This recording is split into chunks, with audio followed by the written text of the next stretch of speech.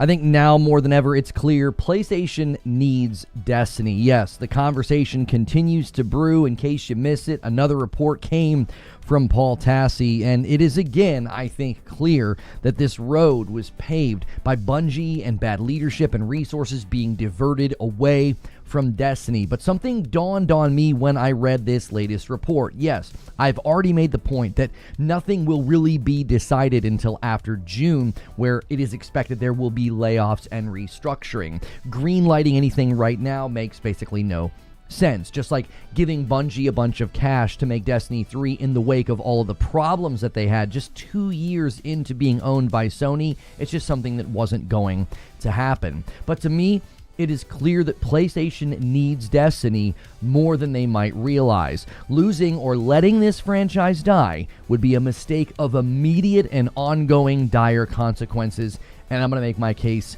in this video. And yes, if you're watching this, I'm wearing a Destiny 2 shirt. I'm throwing my support behind a franchise that I can't even play Destiny 2 right now. We do have a member goal on the channel for Destiny 1. I'll play and stream that on Saturday night with my wife if you guys can manage to hit that goal. So hit join, do the subs, do the primes, all the things on Twitch. But, and we are, at some level calling on Bungie to undo the ban. It's unjust. I never broke any of the rules. It was a retaliatory thing that happened by somebody that I don't even think is at the company anymore. But I am throwing my support behind this franchise, game, and company because I think the situation, the game, the company, the employees, the players is just so much bigger than the handful of people that had an issue with me back in the day that tried to remove me from these spaces by, having my Twitch channel taken and banned from Destiny. I'm not going to allow that to keep me from supporting this game, this movement, this petition. Everybody's basically saying, don't let this game die. I'm looking at this from a business perspective, and so I'm going to talk about why I do not think they can afford to let Destiny die. So let's get into this. In the wake of the ongoing turmoil within the Destiny community and more info coming out about Bungie and the unknown future of the company, I think one thing is perfectly clear. PlayStation has a big decision ahead of them, and I think they need Destiny far more than they might think, which leads to a pretty big and fair question. Well, why do I think that? Well, why do they need Destiny? Well, let's just start with the obvious. PlayStation wants successful live service games. They have a very rough public perception in that department right now. Concord still looms large, and even though Highguard wasn't their game, it is another lingering shadow over all live service efforts. Basically, everybody looks at new live service games and says, yeah, right, that thing's probably going to die. Marathon and Destiny both are not helping the public image of PlayStation and people thinking fondly of live service games right now.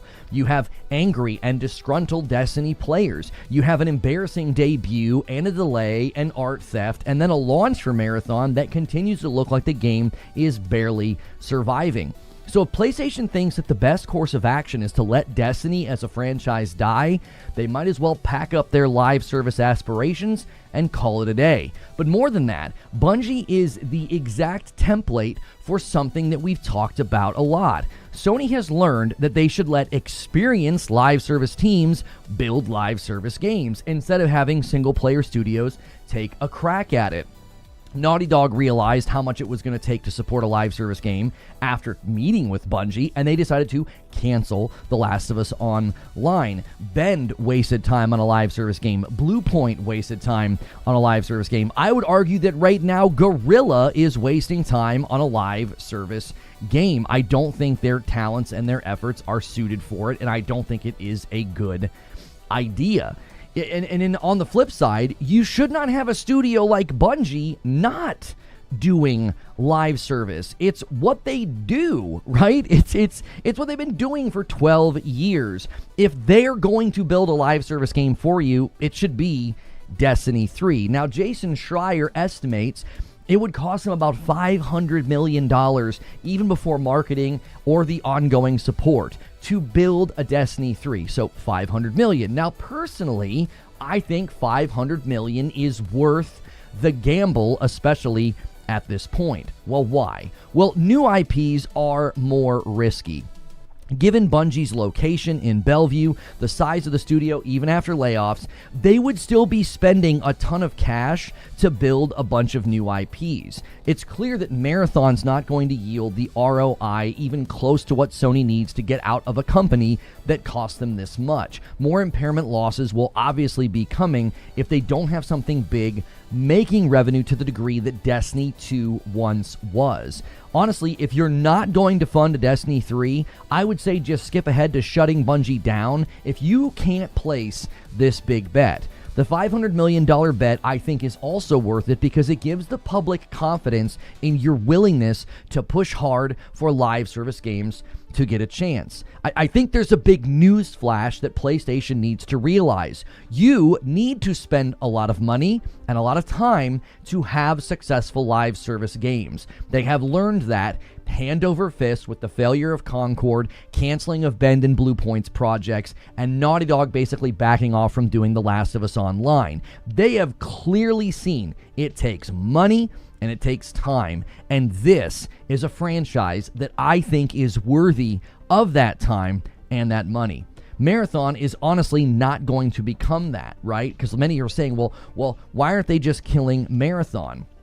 Well, that obviously wouldn't help their public perception either. That doesn't really have much potency. Also, if you kill Destiny, if like Bungie basically says, hey, PlayStation's letting us keep continuing to work on Marathon, but you kill Destiny, it doesn't matter. They are closing in on 300,000 signatures for Destiny 3. This is a franchise that's been out for 12 years, and in just under a week, they've amassed about 300,000 signatures on a petition to make Destiny 3. And here's the biggest reason that they don't just need Destiny more than they think. They also stand in a unique position within the live service landscape. This is a saturated market. We've talked about this so many times. When a battle royale comes out, when a hero shooter comes out, we're like, listen, the market's really saturated. It's extremely hard to launch a live service game right now. They are about to create a vacancy in the market that they can fill. Nobody has successfully launched a large-scale AAA budget, decade-running long looter shooter to the degree that they did with Destiny. Now, you can point to the ongoing success and endurance of games like Warframe, or Division is still going strong in Division 2 with a pretty solid and reliable player base. But nobody has ever gotten to the heights and the size and the revenue generation of Destiny. You are about to create one of the biggest live service vacancies in the market that nobody has been able to fill, and you can fill it. So many others have tried, and they have failed. Many have tried to build things that are already basically in the market as well. We've seen this happen with battle royales and hero shooters. Destiny 3 could fill a hole that only it can fill. And Bungie and PlayStation are the ones creating that hole in the market. Failure to fill that when there is clear demand for it would mean that anything else you build would be under heavy cynicism and heavy skepticism, especially if you have Bungie build it. In other words, the only thing Bungie can build that the public would really trust and take an interest in is Destiny 3. Beyond Bungie, the only thing that won't damage trust with PlayStation's live service efforts, well, it's Destiny 3.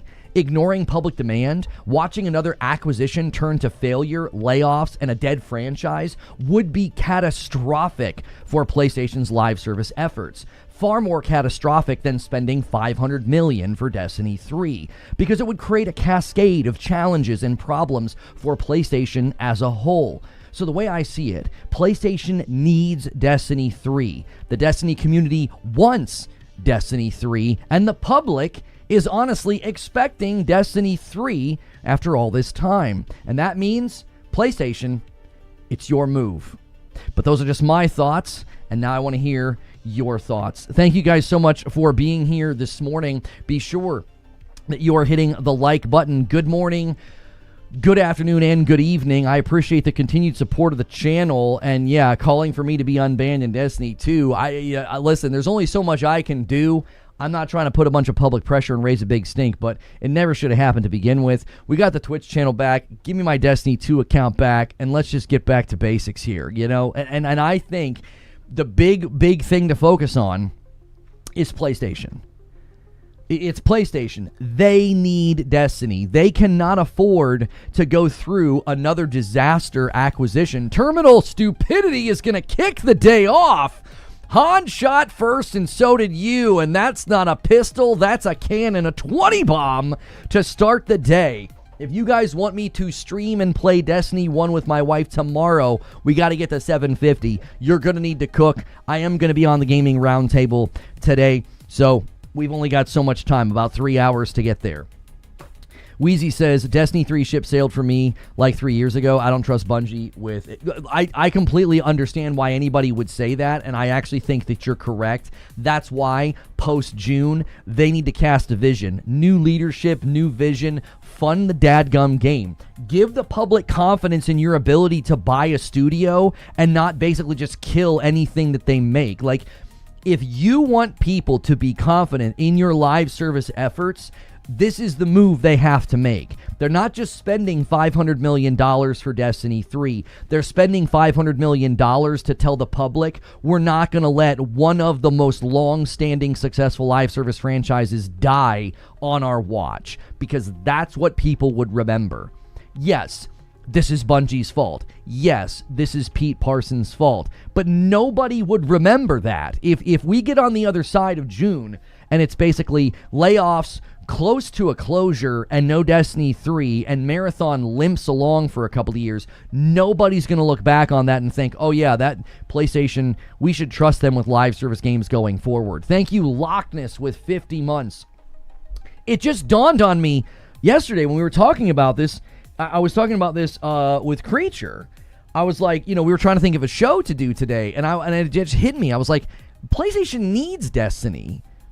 They cannot afford to let this franchise die in view of the public. They can't. It would be catastrophic for them to have another acquisition and another live service game die on their watch.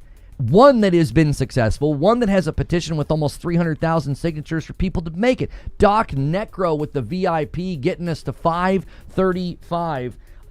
We are exactly 15 away from me owing you guys another member. I owe YouTube one member already this morning. Straight up, if there isn't crap said by 2030, it's kind of cooked. I think they'd have to say that's what they're working on, go nose down and not talk for multiple years, Wheezy. I think they need to put roughly 4 years into it.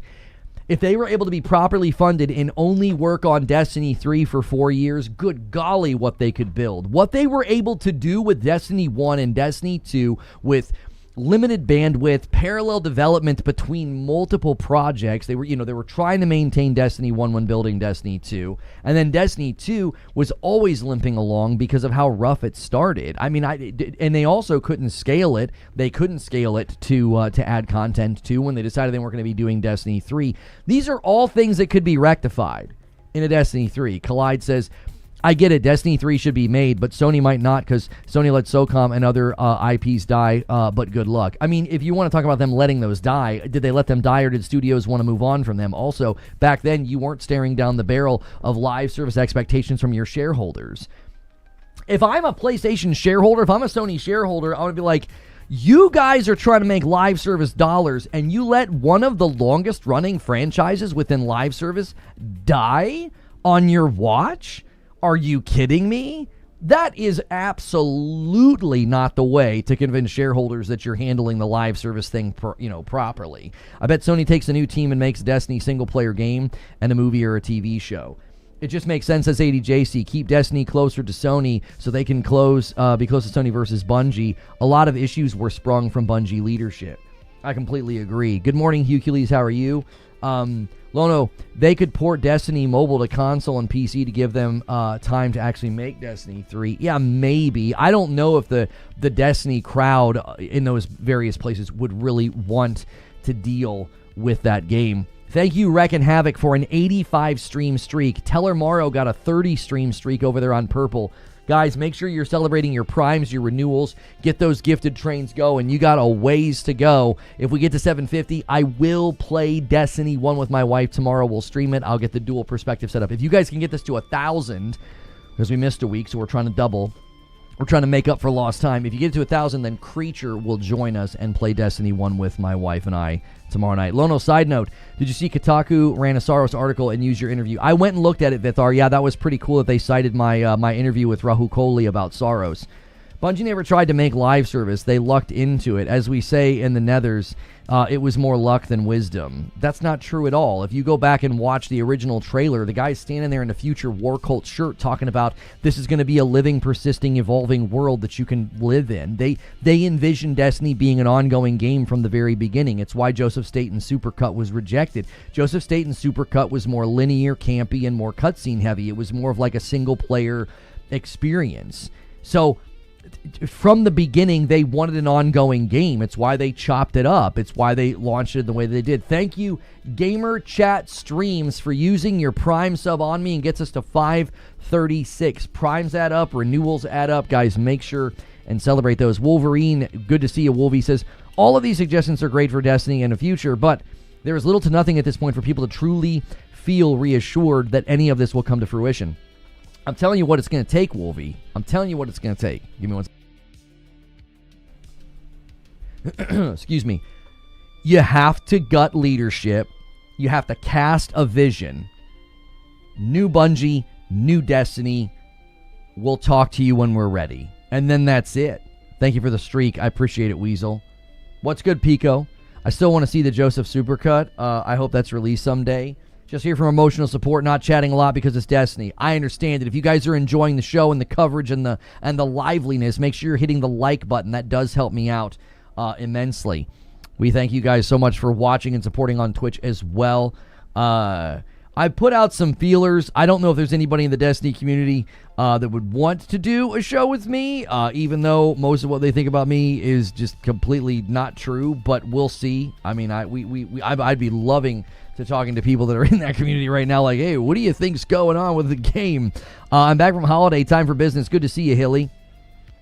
Let silence be your ally and make a good game in the dark. That's exactly right.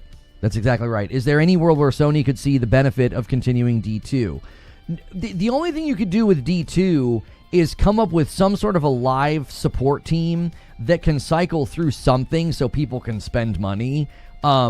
But nobody's going to do that if you don't have a vision cast for Destiny 3. If you have a vision cast for Destiny 3, there would certainly be more people apt to say, I'm going to play Destiny 2 and spend money in it and continue my journey within the franchise. Now, I've watched a lot of videos, and a lot of guys are like, hey, let's all make this a great send-off. If this is indeed the end, let's go back into the game and play it and what have you. But I think they'd have to do something like that. Personally, they're stuck in a pretty rough spot. My argument is that PlayStation needs Destiny. If you want the watching world to trust your efforts in live service, if you want anybody to give, pardon my French, I mean, it's not really that big of a deal, but if you want anybody to give a damn about Marathon, then you cannot let Destiny die. All you're doing is having a ripple effect of execution for Marathon if you let Destiny as a franchise die. Joker Quinn with a gifted member, welcome back in. I appreciate you so much. Not a Destiny fan, but D3 could redeem Bungie. Wheezy says there's only so much time they can utilize silence. There is a window of opportunity. Say nothing for like 2-ish years and something can just hit hype. Just hit the hype meter with it. Awesome, but it's like 5 years from now and you're like, surprise, Destiny 3, kind of too late. People will be more entrenched in all of their other new pursuits. I don't agree with you, Wheezy. I do not agree with you. They are going to create a vacancy in the market that only they can fill. I don't think anybody is going to fill this vacancy. They're the only ones that can do it. They're the only ones that can fill the vacancy. They're going to create... Listen, it's Bungie's way. They create a problem and then they fix it and everybody throws confetti in the air, right? They're going to create the vacancy. They're the ones that can fill it. What's up, man? Back in the day, I used to watch your Destiny content, a face I've not seen in years. Well, I'm glad to be back in front of you, man. We have been back on Twitch for about a year and a month. Dan Clancy looked into the ban and reversed it. So finally, somebody saw that it shouldn't have happened to begin with. That's the point. There will be vacancy, and people will find a new spot to fill that vacancy. It won't be like, this is like Destiny, but like this fills the void. And guess what will happen, Wheezy? Like with all live service games, By the time Destiny 3 walks out into the market, a bunch of people will be sick of whatever they're playing. Time is a flat circle. Everybody's going to get to a point where they're like, yeah, these other games are great. These other games are fun. I got pretty entrenched and pretty much, and then they will go and then they will play Destiny. It happened with content creators. It's happened with MMOs. People have shifted their allegiance and their time to games like Final Fantasy and others. And all it takes is for them to be fatigued with whatever game they're currently playing. Alex, thank you for gifting a member over there on Purple and getting us to 538. We're trying to get to 750 before the end of today. My point, exactly. You need to give people time to miss Destiny. They need to get to a point where they miss Destiny. They need to get to a point where they play something else. 007 thoughts. It's fantastic. It's selling well, reviewing well. It's wonderful. The people calling it woke are delusional. That's just a grift for clicks at this point. All Sony has done so far is show they cannot be trusted with live service despite Bungie's acquisition. Here's the thing. Internally, PlayStation knows I'm right.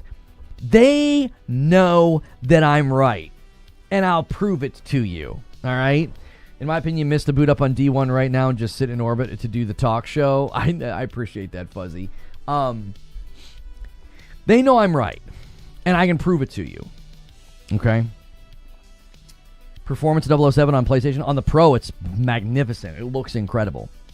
Internally, when they celebrate live service revenue, they celebrate MLB The Show, Gran Turismo 7, and Helldivers 2. Okay? Now, track with me here. Those are all franchises that have been in the space for a while. You had Helldivers 1, then Helldivers 2. You've had a bunch of Gran Turismos, okay? You've had a lot of MLB The Shows. All right? Now, look at what they're doing with Marvel, Toco, and Fighting Souls, right? They're going to Arc. They're going to a company that knows how to make a game like this, and they're grabbing an established IP, Marvel. They know I'm right. Sorry my super chat didn't go through the other day. Lono, here you go, brother. I'll check out clips of the stream later. Thank you for the $50 super chat. Guys, celebrate that super chat. Holy mackerel. Let's get some emotes. Let's get some likes. That is so generous. Thank you very much. That's very kind. Sony was fine before Destiny. They'll be fine afterwards. Not in the live service department. No. They want to make money in live service. Kilted Heathen with a $10 super chat says, I'm going to be real. There's no methadone for the Destiny addiction. So if they release something else, no matter how long it takes, I'm buying it and playing it. You better believe it. You better believe it. They need to, if they want to like break even on a $500 million project, they would only need to sell like 7 million copies of Destiny 3. Homies, if they can't get 10 million copies of Destiny 3 to sell in the first year that it's out, then what planet do we live on? That's not that many copies of the game to sell, given the game's history and the franchise has been around as long as it is. They can't sell 10 million in the first year. This is a worthy gamble. It's a worthy gamble. Johnny Always with a 59-month Prime renewal. Thank you so much. It's a worthy gamble. Like, if there's anything we've learned, it's that people go back to established franchises before they'll go into a new franchise. Josh Strife Hayes talked about this in a video about MMOs, like why new MMOs absolutely struggle and people just go back home. They go back home to base. Destiny 3 could be that game. Like, listen, people are going to come back home. They're going to be like, listen, that's the game. That's my game. That's my third space. That's the game that matters to me. I'm telling you, it's a worthy gamble. They're not just spending $500 million on Destiny 3. They're spending $500 million on establishing public confidence in their ability to not let another live service game and franchise die on their watch. Ben with 62 months and a VIP. Welcome back. We are 10 away from 550.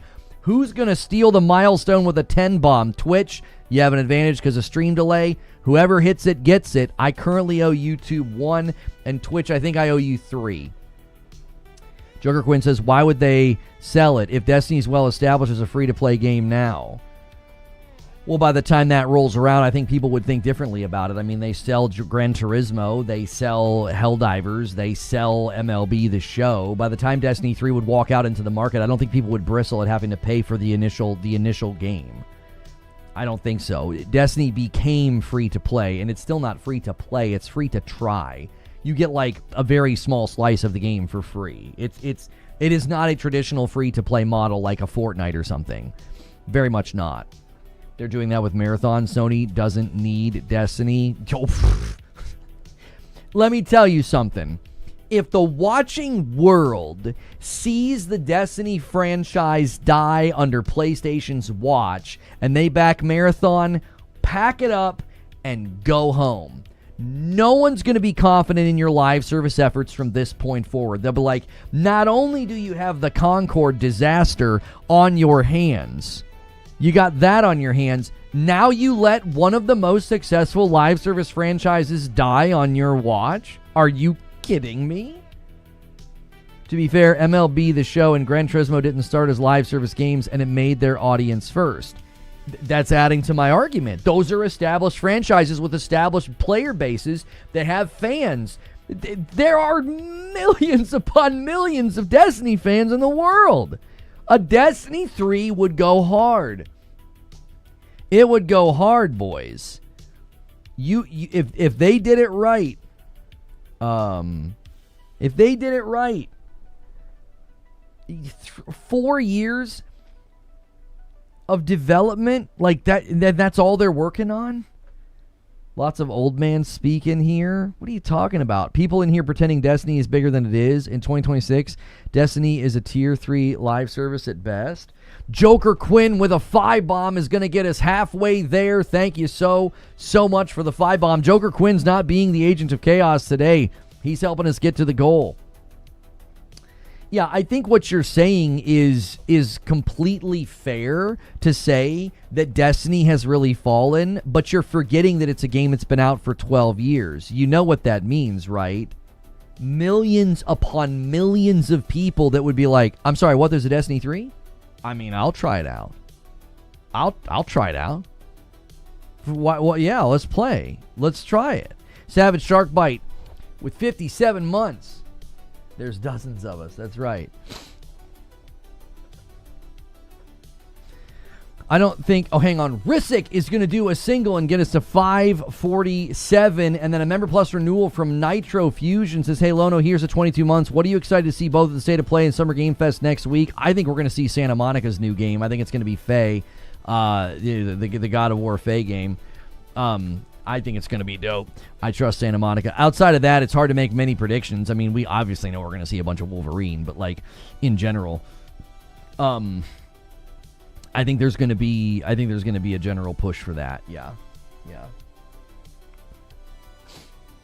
The next quarter earnings report will be even worse than the last one. Listen to the guy saying like Destiny's fallen by the wayside. Yeah, it's totally fair to say that. To be like, listen. Destiny's not what it once was. You're correct. Look how long it took for that to happen. It took a long time for that to happen. No, I think Intergalactic's at the Game Awards. Yo, Bass Guru with 2 months coming in over there on purple, getting us to 549. Peak Marathon numbers are only at D2 at its lowest player count. And a single comes in from Risick and secures the 550. We are exactly 200 away from the stretch goal. GTA 6 trailer next week? No, I don't think so. I think Rockstar is playing friendly with their partners. I don't think they want to stomp all over PlayStation and Xbox. We won't see anything from them for, probably till August. And an Agent of Chaos comes in from Risick, and he pushes us to 551. I believe that the only thing that could make Sony see some of the billions back is Destiny. I agree with you. If they want to have a shot at the public being like, hey, PlayStation believes in live service games. They invest the time and the money. I said it in my show open. If there's something PlayStation has realized, they've realized 3 important things. Don't have single-player studios make live service games. Live service games take a lot of money. And live service games take a lot of time. Those 3 things are a recipe for looking at Bungie and saying, that's what they should be doing. They should be building Destiny 3. They're a live service studio. It's what they do. This is their area of expertise. Established franchises have a much better shot of success in this environment. We've talked about this before with live service. It's extremely difficult for people to feel loyalty to a new live service game. It's extremely difficult. Why? You don't have any attachment to it yet. There's no lore attachment. There's no player attachment. There's no loot-based attachment. Nothing. You have an immediate attachment to a Destiny 3. Immediate. You're like, oh man. Oh, this is where I want to be. This is the place I want to live. You haven't even played it yet, and you already feel that way.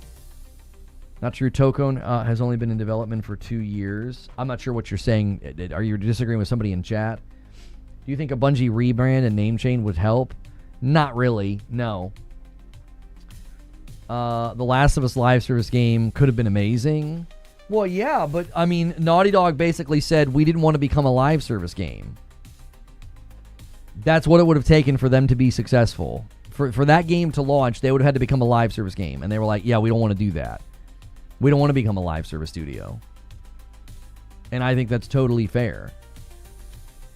They want to make games like Intergalactic and like maybe a spin-off Uncharted and a Last of Us Part 3, and they can't do that if they're supporting a live service game. I mean, if you want to listen, I've said this a couple of times. I think The Last of Us Factions ends up coming out. The Last of Us Online, I think it ends up coming out. I think it'll come out in The Last of Us Part 3.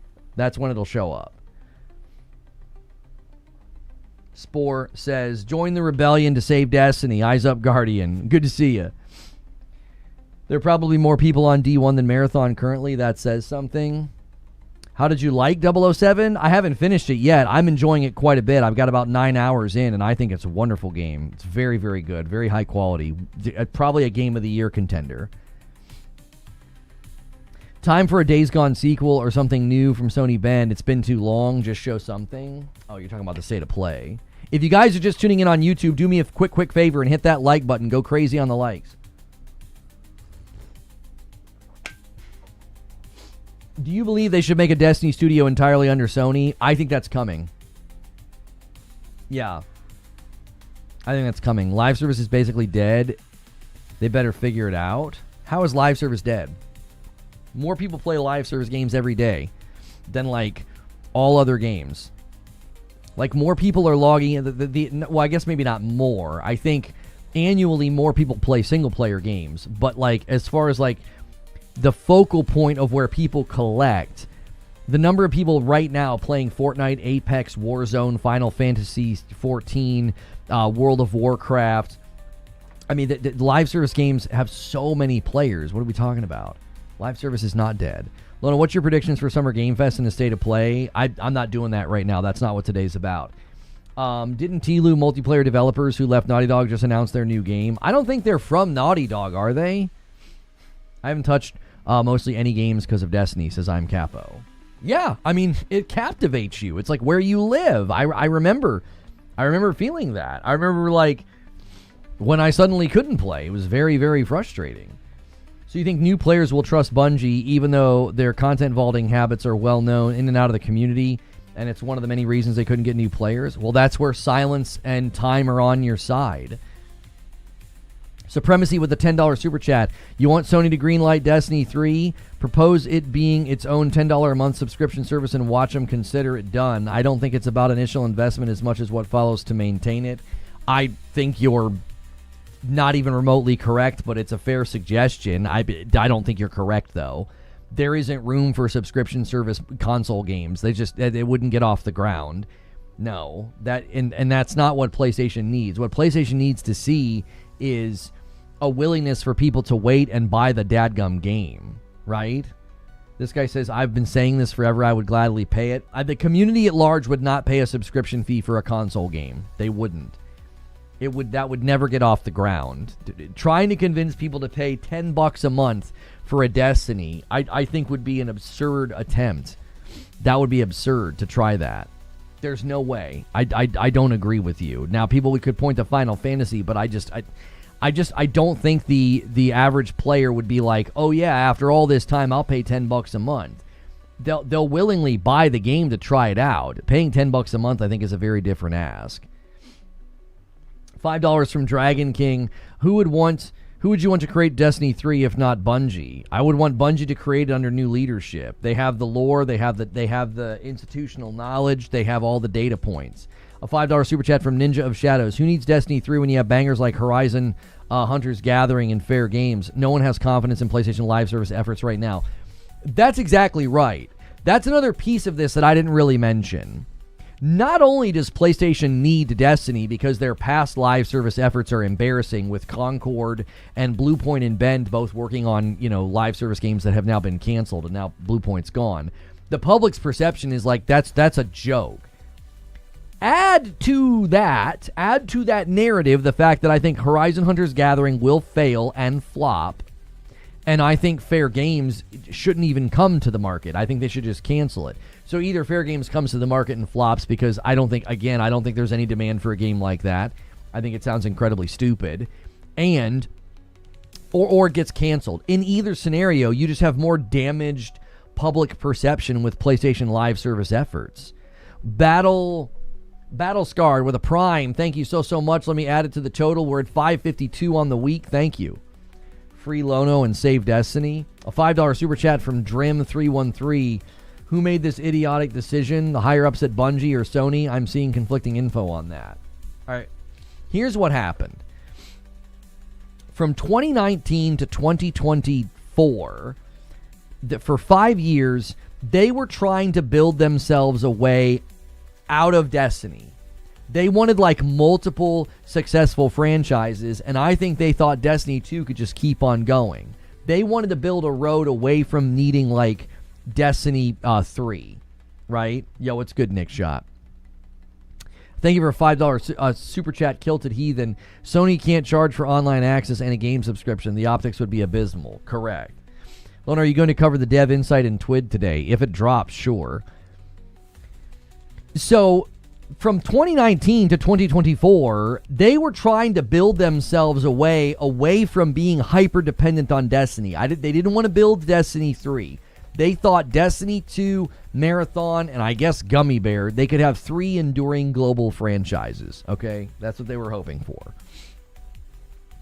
And it didn't work. Now, all of that decision-making and all of that stuff that was going on was Bungie's choice. They weren't purchased by PlayStation until 2022, and in 2022, it was clear they were being purchased but would still operate independently. So from 2022 to 2024, everything comes to a head after being purchased, and they're like, yeah, we got to lay people off. We got to cancel all these incubation projects. We hurt Destiny. Okay? Now, that's all Bungie's fault. They couldn't afford Destiny 3 on their own. According to reports from Paul Tassi himself, they were headed for financial ruin if it weren't for the PlayStation buyout. There were people at Bungie that were like, yeah, if it weren't for PlayStation, we were headed for trouble, okay? Now, they themselves don't want to do Destiny 3. They don't want to. It's clear. As early as 2019, they make this decision. They're building multiple incubation projects. They seeded the incubation projects with leadership from Destiny. It hurts Destiny, understandably. Value and quality aren't there. Demand goes down. Money slows down. Now we're in trouble. So they go hand in hand to PlayStation. They overvalue themselves. They basically get PlayStation to pay way more than they're worth. And now they've suffered an impairment loss of about a third of the company's value at the time. They're probably actually back where they should be. Okay? So, not only that, now they're in a situation where they're laying people off, and you've got Sony having to kind of onboard those people. SIE absorbed 150 people initially, and then there were more people later on, and then they spin up LFG, and they spin off Gummy Bear as an incubation project. So all of that happens, a year or two after Sony buys them. So now, if Bungie's going to go to PlayStation and be like, hey, can you give us money for Destiny 3? They're probably thinking, no, we're not going to do that. I've continued to say that's the only path forward for them. But PlayStation's never going to say yes to that. They're never going to say yes to that. So they continue with Destiny 2 and Marathon. Marathon's alpha and Marathon showcase and the art theft, all of that's a disaster. You know, they've got issues with, you know, the public perception's just not good, right? Houndus just dropped a video stating new leaks just came out to say that Sony turned down every Destiny project they pitched. Yeah, and I'm giving you the timeline as to why Sony would do that. Sony buys them in 2022, and they're operating independently. And 2 years into owning them, Pete Parsons comes out and is like, well, for 5 years, we've been running the company into the red with all these incubation projects seeded with Destiny leadership, and now Destiny's in trouble, and now our incubation projects are in trouble. We're in trouble. We have to lay off hundreds of people. So yes, from that point on, PlayStation's probably like, got the rubber no stamp. No, no, no, we're not greenlighting any significant spending for you. You have massively mismanaged this company. That is why they've been told no. That's why there is no current work on Destiny 3. That's why there's not a single pitch or project that has been greenlit at this point. It's Bungie's fault. Bungie leadership and Pete Parsons brought us to this point. That's their legacy. And I think that's why guys like Noseworthy and Luke Smith got out. They were like, yeah, no, this isn't going to end well. We don't want to be here when the bottom falls out. We're getting out of here. Ninja of Shadows with a $5 super chat. When Xbox doesn't want to buy you because you burn through too much money, that should have been a red flag for Sony. Yeah, that's probably true. William, with 17 months of memberships, let me up the count there. It's a pipe dream, but I think the perfect game for Bungie to do next would be a new Starhawk. It's a sci-fi shooter with vehicles. Yeah, I mean, I don't think an IP like that is what's needed. I think the only thing that they can build that people would care about, talk about, and want to play is Destiny. And the reason that PlayStation needs Destiny... No, we do not need Mark and Luke back. That would be absolutely terrible decision. You don't want them at the company. You need new blood. You need new leadership. You need people that are, you want people that are put into a position to improve morale and get the vision and the direction of the company turned back around. You don't bring people in that, conceivably didn't want to make Destiny 3. Luke Smith and Mark Noseworthy didn't want to make Destiny 3. They were working on Payback, which was like a hero third-person Manhunt adjacent game in the Destiny universe. You don't want them in charge of Destiny 3. So, we are now on the precipice of PlayStation making the decision. PlayStation's going to have to walk in and say, all right, we're restructuring. Leadership needs to go. You need new leadership. Layoffs are going to happen. They are too big of a company to not go through significant layoffs. They've taken a huge impairment loss as an asset. The only hope they have is Destiny 3. As a company, if you put them on anything else, it's going to be expensive. You're gambling either way you look at this. You're gambling either way you look at this. You're either gambling with a bunch of new IPs, which we've seen that hasn't worked. Hey, Lono, I used to love SNTR raid carries where I found you. Glad to see you still thriving. I appreciate that. Thank you. Spread the word. We've been on YouTube this whole time. We got back on Twitch sometime last year. So spread the word. We have been, now we're just hoping that maybe we could even get the weird dev ban on Steam removed on Destiny, because I am not legitimately banned in Destiny 2. It is an illegitimate ban. It doesn't even treat me like I'm banned. I can use dim and move my stuff around. It's the person that did it's not even there anymore. Sounds like you sell the whores. No, the reason that I'm arguing they need Destiny, PlayStation needs Destiny, is because they have live service aspirations and the public is watching. If you want another dead franchise on your watch, another acquisition that didn't go well? Your shareholders are watching, the public is watching. You've told your shareholders that you want to get into live service. You want to make tons of money in live service. What expansion did you get banned? We were in Lightfall. No, we were in the one with Deepstone Crypt, whatever the frick that one was. That was the one we were in whenever I got banned. It was February of 2021. I didn't do anything. I didn't break any rules. I'm not going to cheat in that frickin' game. I was running Lost Sectors. Beyond Light, thank you. It was Beyond Light. I was running Lost Sectors with my son the last time I played Destiny 2. They're about to have 2 dead franchises. PvE won't save Marathon. I think that's fair, JD. I don't think Marathon's going to make it either.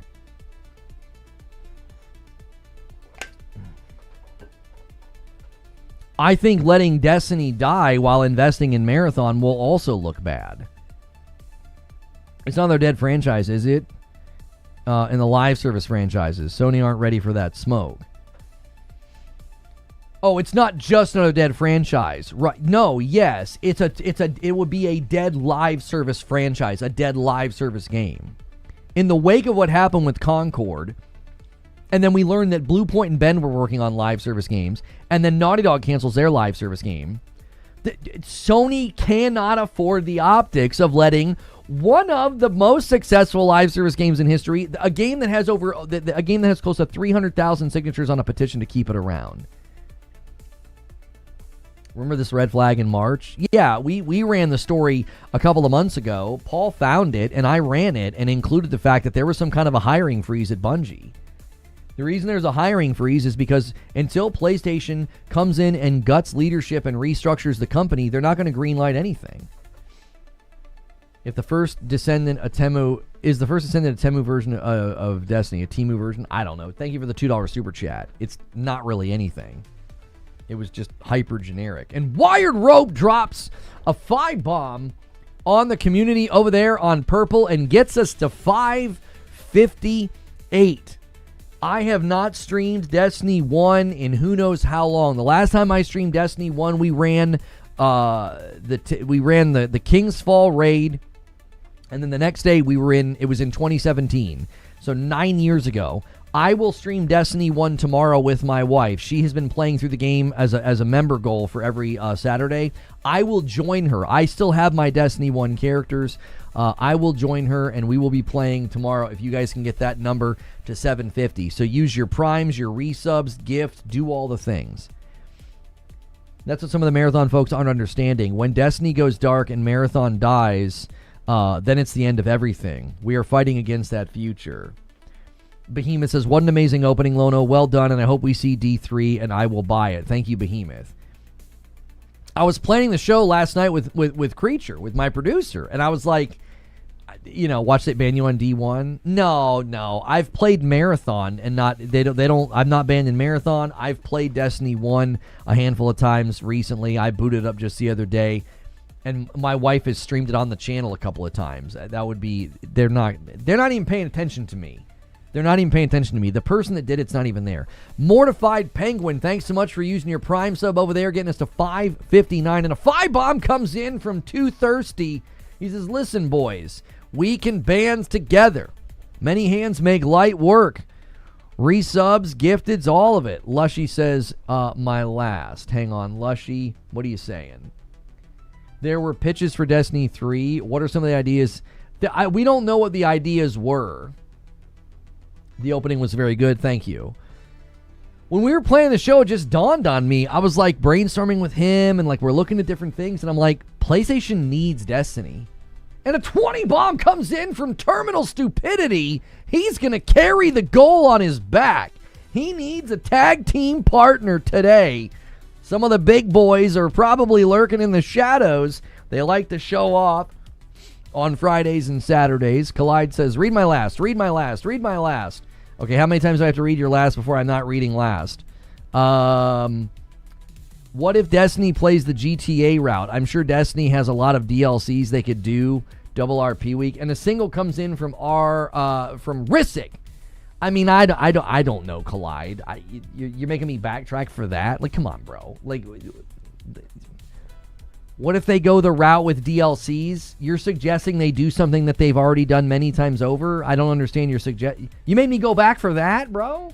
Rissick with another one gets us to 586. I'm confused. It's not even that significant of a suggestion. I'm not trying to be mean, but brother, what do you mean? They've always done DLCs and additional content. Now you're talking about like double RP week, or like double, like having like. You made me go back for a suggestion that doesn't even make any sense. So it was Luke or Mark who banned you? It was Luke. The people that looked into it and talked to RN Jesus got existing employees to talk to him and former employees to talk to him. And their conclusion was that it was Luke Smith. He was the one that had it in for me for whatever the frick reason. I don't know. I barely ever interacted with him. I was the one who said he was the one that could save the franchise. Charles Hawk with 34 months. Welcome back, Charles. Do you think the new Call of Duty will cause a spike in console purchases?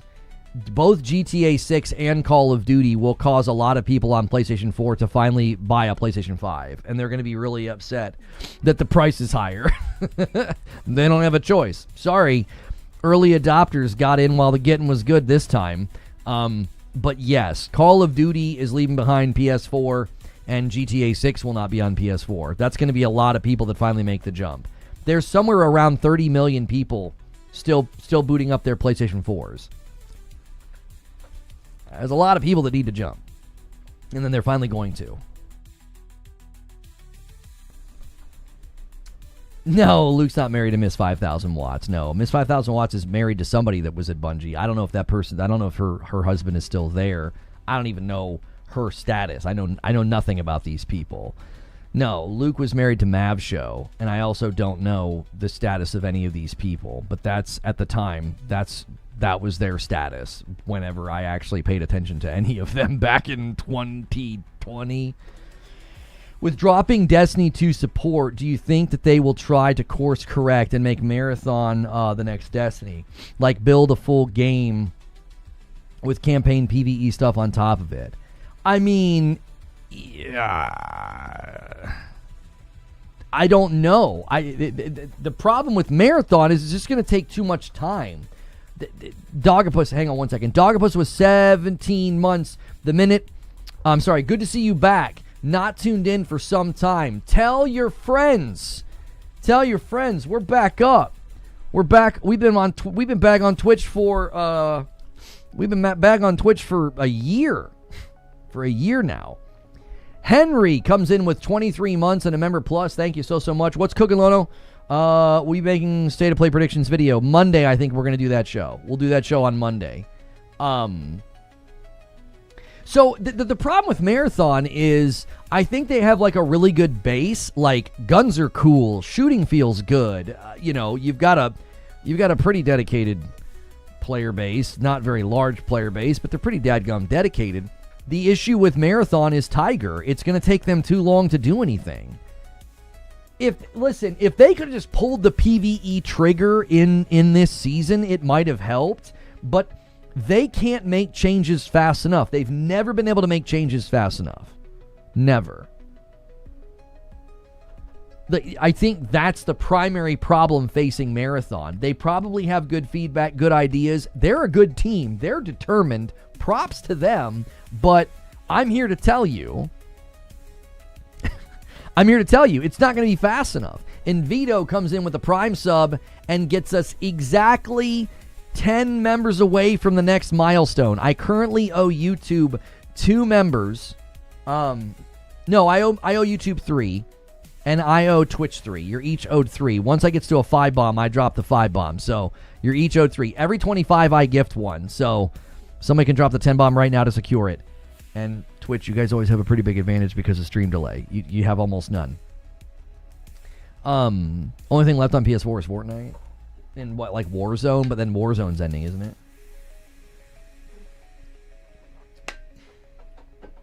What are your thoughts on Destiny Infinity D2 relaunch?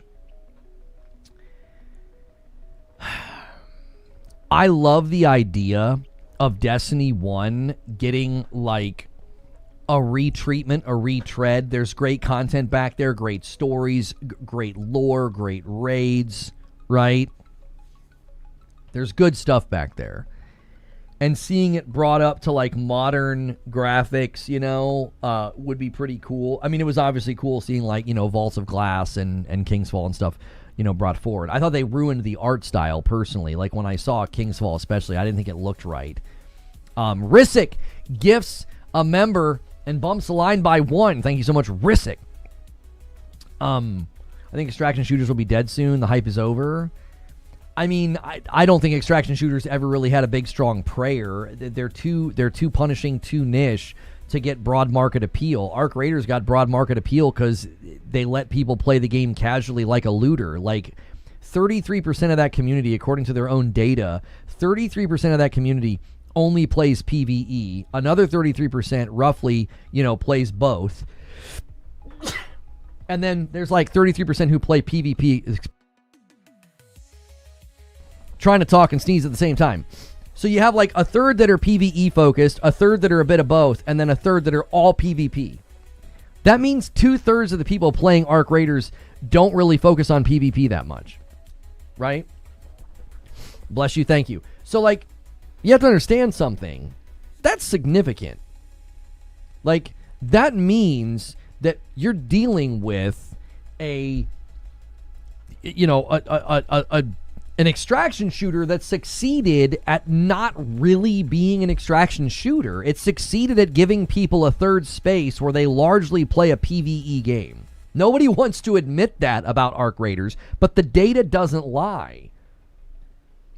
The data doesn't lie. I remember telling people, I'm like, I don't know if extraction shooters can be mainstream because they're punishing and people don't want to play hyper punishing games where they lose their stuff. Like that's why Tarkov and Hunt have small loyal player bases, but I don't think they'll ever be mainstays. I don't think they'll ever be like, main center stage stuff. They're not going to have that broad appeal. Will it be logical for someone to start Destiny 2 now, returning player, thinking that there is no future? Well, just because there's no future doesn't mean there's not an ocean of content for you to start Destiny 2 now and just play through all the content. The problem is that a lot of the content's not there anymore. That's the main issue. The issue is there's not a lot of content. There's a lot of content missing, so you wouldn't be able to get like that opening story Red War experience. That's like gone. The continuity doesn't exist. There's still tons of content to play and tons of loot to chase and lots of fun to be had, but it's not a bad game, it's not a dead game, and it certainly has a future. It has a future, boys. I'm just telling you that the relationship that PlayStation has with the public in live service games right now, they cannot afford to let Destiny as a franchise die. Like, it's okay if Destiny 2 winds down. All games do that. Credit where credit's due. They had a really, really good run. I mean, a really good run. Think about it. Not just Destiny 1. Just look at Destiny 2. Destiny 2 launched 9 years ago. The sequel lasted almost a decade. That is impressive. That is respectable. If you focus on that, like, I want you to imagine a strong show of support from PlayStation. They come out and they say, hey, Destiny as a franchise has been around since 2014. It's been around for 12 years. 9 of those years were just spent in Destiny 2. Okay? This franchise will continue. We may not be able to continue to invest in Destiny 2, but this franchise will continue. It's been around for too long to just be like, oh yeah, that's the end of the road. Now, PlayStation would earn a lot of goodwill from the Destiny fans, from the watching public. They'd earn a lot of goodwill with that show of support to say, we believe in this franchise. We bought Bungie because of their expertise in live service, and Destiny is clear evidence that they know what they're doing. All games slow down. All games hit that point of, yep, we don't have much else to do. But that would win them a lot of goodwill with the public. That's why they need Destiny. The alternative is to let a long-standing franchise die in front of the watching world and in front of your shareholders. Bungie is filled with idiots. Their poor decisions ruin something good. It's good they left Halo before they killed it too. I mean, I think that the leadership was the main problem. I mean, that's super evident.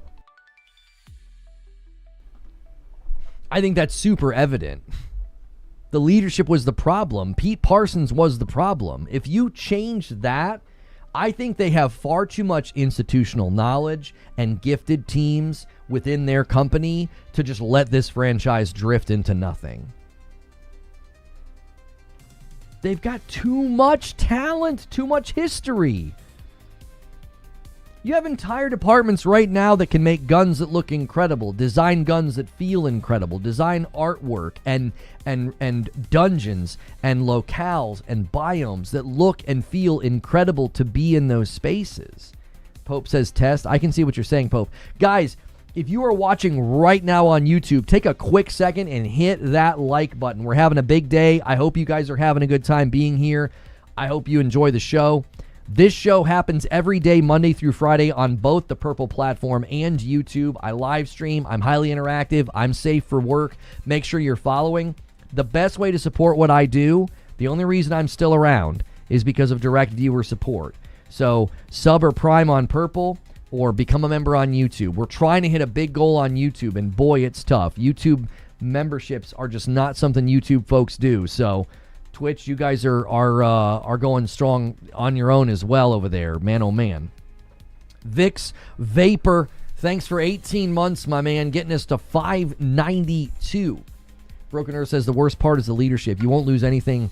Leadership won't lose anything but their jobs. They'll get golden parachutes on their way out. Regular employees are going to have a harder time after they get fired. Oh yeah, because there's just a flood of unemployed developers right now in the market.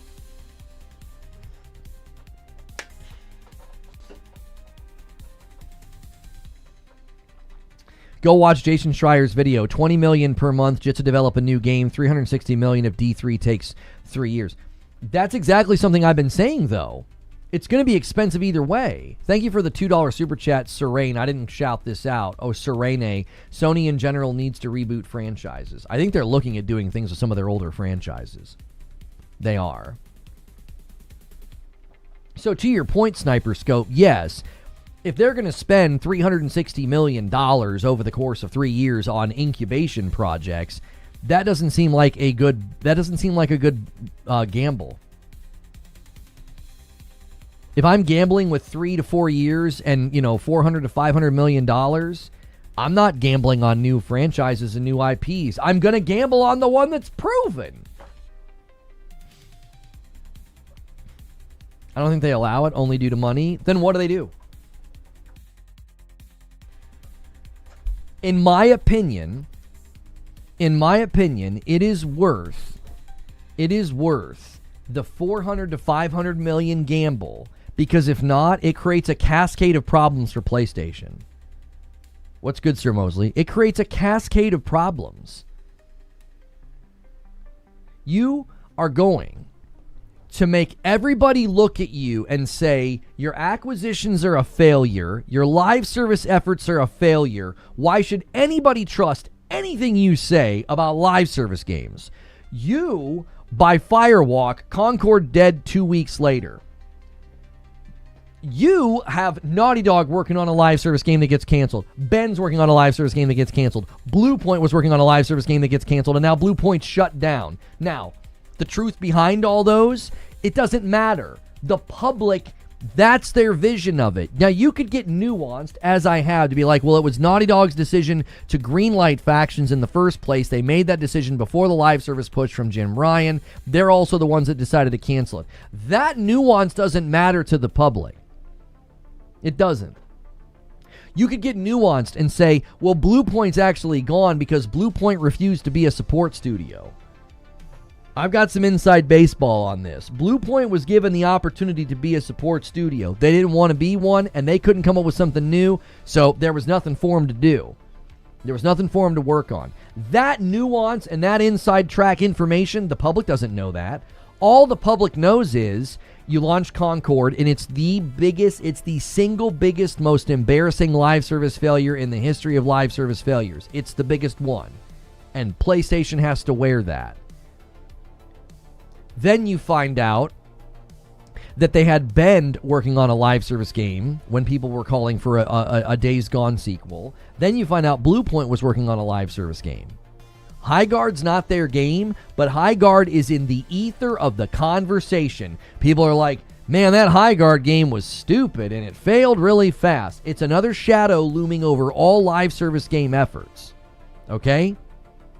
Then you've got Horizon Hunters Gathering. I don't think it has a prayer. I think it looks terrible. And you have Fair Games, which we believe has been rebranded to Break-In.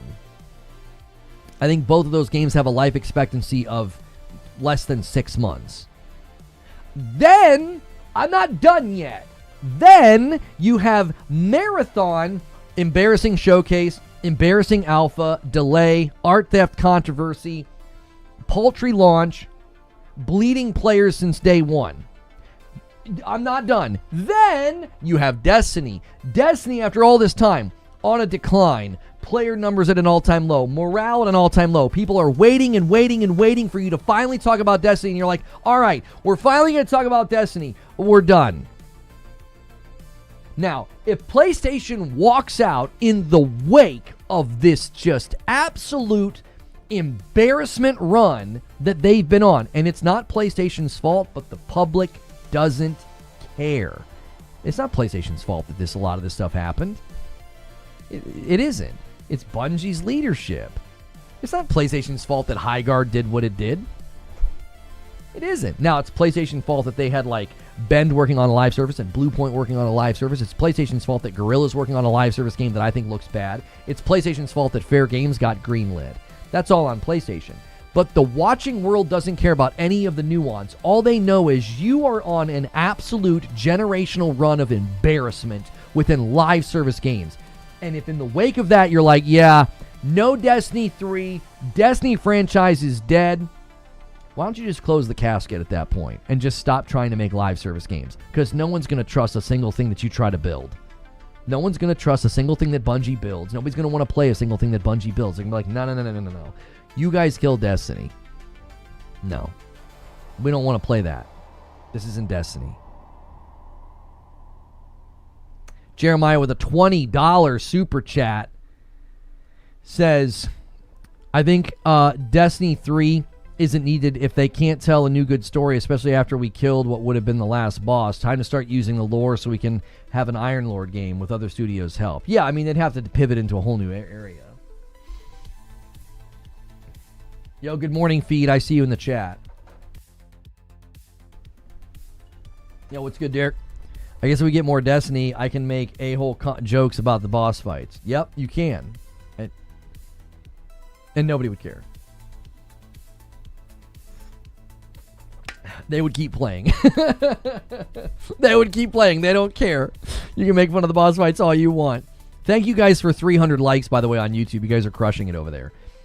Destiny 3 isn't the end-all, be-all. It's not like it'll be a great game at launch going off previous track records. Previous track records were Destiny 1 had to be broken up and busted up and repackaged and then shipped. Destiny 2 was basically built in 2 years. Do you know the insanity of that? Absolute insanity that they built Destiny 2 in like 2 years. Luke Smith was put in charge of Destiny 2 after the Taken King DLC. Homie, the Taken King came out in 2015. 2 years later, Destiny 2 released. Can you imagine what this team could do with 4 years of development and they're not working on anything else?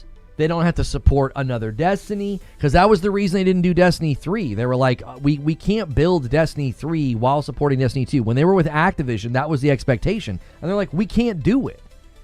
They were barely able to hit cadence of delivery with the content for Destiny 2 because they needed High Moon Studios and they needed Vicarious Visions just to help them hit cadence. Luke Smith is overrated? Probably, yes.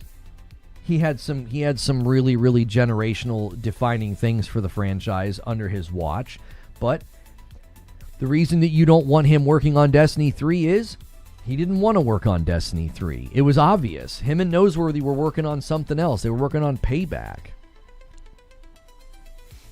You want people working on Destiny 3 that want to work on Destiny 3. That's what you want. And I think in light of all of the news and all of the things that we've heard, it's like Sony should really take that into consideration. You have almost, as Hilly just put it in the Discord, you have almost 300,000 signatures on this petition. What are you doing? You have a tried and true franchise. Let's think of it from that perspective. I think a lot of the conversation we get lost in the weeds because we start thinking about Destiny 2 right now. I want you to think about franchise. Like having an enduring franchise. That is something that PlayStation has done very well. They start franchises that go for a while. Whether it was like Uncharted or God of War. Horizon's now going real strong after the first game came out however long ago. Ghost of Tsushima leads to Yote, another very strong franchise within their belt, within their ownership. This is what y'all do. You protect, honor, and carry franchises. You're going to let Destiny die?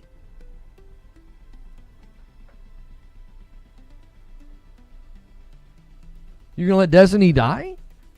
The two guys at the top were better than Destiny. That don't mean that the 300 employees didn't want to work on it. Well, this is what I think happened, Jakob. From 2019 to 2024, when they announced all the problems, when Pete Parsons wrote his blog post, in that 5-year span of time, they had determined that the path forward for the company was multiple games. They learned that they can't do that. That's the facts. They learned they can't do that. They thought they could do multiple games. They thought that Destiny 2 was just going to trundle along with leadership being pulled from Destiny and seeding these incubation projects. They learned that that can't work, right? So, I think you have to look at the context of what happened. It wasn't that all these employees didn't want to work on a Destiny 3. It was that the company itself, the leadership determined that that was not the path forward. The path forward was allowing Destiny 2 to funnel money into all these other projects because Destiny 2 was making so much money. You're incorrect. The longest running Sony franchise are Ratchet. I didn't say anything about longest running franchise. Go back and listen. I didn't say anything incorrect. I said they're known for long-standing franchises. And you're just adding to my argument. You're adding in, what, Ratchet and God of War? All of the franchise studios have moved on. So, look how long some of those franchises lasted before moving on. I'm not saying that they're known for eternal franchises. I'm saying they're known for franchises going the distance, whether it's Ratchet, God of War, Horizon, Uncharted, The Last of Us, even I would say the Spider-Man games to a certain extent, because we know there's a Venom coming. Yo, what's good, Wish? $2 from Sir Annie says Sony Animation needs to take over Destiny instead. I don't know why they would do that. Wishy Luck says, what do you think about my claim that Bungie lasts an additional 3 to 5 years and goes kaput? Well, that is certainly a possibility because their impairment loss is pretty significant. I think the only way their existence can be justified, like let's say they shrink down, because when they shipped Destiny 1, they had 500 to 600 employees. By the way, it's good to see you back in streaming, Wish. I see you over there streaming that Warframe. But even if they shrink down to 500 to 600 employees, because at the time, that's how many employees they had when they shipped Destiny 1. And we know, even at the time, it was very expensive for them to operate and develop games in Bellevue, Washington. Well, that's worse now. Right? That's worse.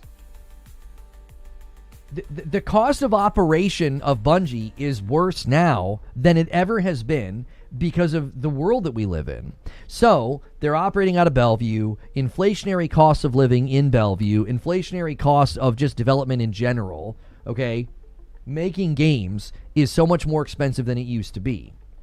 And then the world itself is in turmoil, right? We have a RAM crisis. We have the AI bubble bursting. We have a war going on. You know, you've got gas prices in fluctuation. You've got tariffs, okay? The world is in disarray. So when you look at a company like Bungie in Bellevue and you're like, okay, even if we shrink you down to 500 or 600 people, good golly, that's going to be expensive. That's why I'm arguing PlayStation needs Destiny. Without Destiny, a Destiny 3, and it'll be a gamble. It'll be a $500 million gamble. That's what I argued this morning. I think it's worth the gamble. If not, just close them now. Move Studio Montana, shrink employment, but survive. There's obviously a chance to do that. I think it'd be really difficult for them to sell the property. That's the other issue. They've got a big amount of property in Bellevue. How do you sell that? Who is going to want to buy that at this point? Drim with a $5 super chat. Hear me out. Stack up and make Destiny 3. In the meantime, have a raid team make 2 raids a year for D2 and sell them at $15. That's probably not worth doing because the return of investment on those raids would be so small. I like the idea as somebody who likes raids, but yeah, like pie in the sky delusional planning here, right?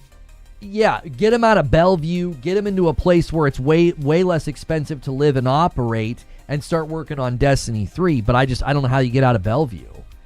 It's interesting that we as consumers see the Destiny 3 portal right there in front of us, but Sony doesn't. So when I was planning this show and I kind of was writing my script yesterday, that's what I came to. I was like, PlayStation needs Destiny because if you let the Destiny franchise die, I think PlayStation's live service aspirations get set back even further. They already have a terrible track record right now, and everybody's going to pin Marathon and Destiny to PlayStation. Yes, it's Bungie's fault these things happen, but it doesn't matter. It's under PlayStation's watch and ownership. Derek says, with live service as a thing kind of withering on the vine, I'm not sure it would make sense to gamble on a third installment on a big effort. I think that's fair pushback that people feel like live service is slowing down. My response is they are going to create a vacancy in the live service market that only they can fill. Live service games continue to come out and make a stupid amount of money, whether it's Marvel Rivals or Arc Raiders. And I think the Destiny vacancy can only be filled by Destiny. They stand in a unique position. They also stand in a unique position to cast that vision, to plant that seed, that Destiny will continue. That you need to do that. You need Destiny for people to trust your future live service efforts, and you need Destiny to justify Bungie's existence. Anything else Bungie makes, anything else that PlayStation funds, everybody's going to be skeptical and cynical and say, yeah, right. You guys killed Concord after 2 weeks. Highguard wasn't your game, but we watched Highguard die awfully fast. Then Marathon was a joke, and you let Destiny die. Last of Us Factions got canceled. Blue Point's gone. They were working on a live service game. Bend was working on a live service game. Horizon Hunters Gathering looks terrible. And Break-In, formerly known as Fair Games, it looks terrible. Nobody's going to trust in your live service efforts. Destiny is the only way you win back some of the lack of trust right now. Because Marathon's not going to last either. I'm not trying to be a doomer, but Marathon ain't going to last, boys. It's just not. A $5 super chat from Ninja of Shadows. Imagine all the single-player games we could have this gen if Sony didn't have all these studios working on live service. Herman needs to go. My only pushback there is you'd have something from Bend, and that's about it. I don't know. Ticking off all this list sounds to me like reasons not to make a third one. Solono is on Team Cross. I've been on Team Acicross for 6 years.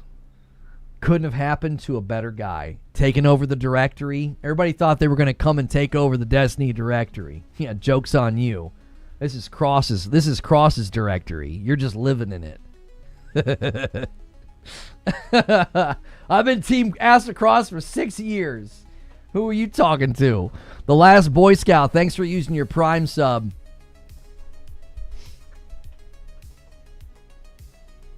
It's funny that out of all the Destiny killers that have tried to come out, Bungie was the one that killed Destiny.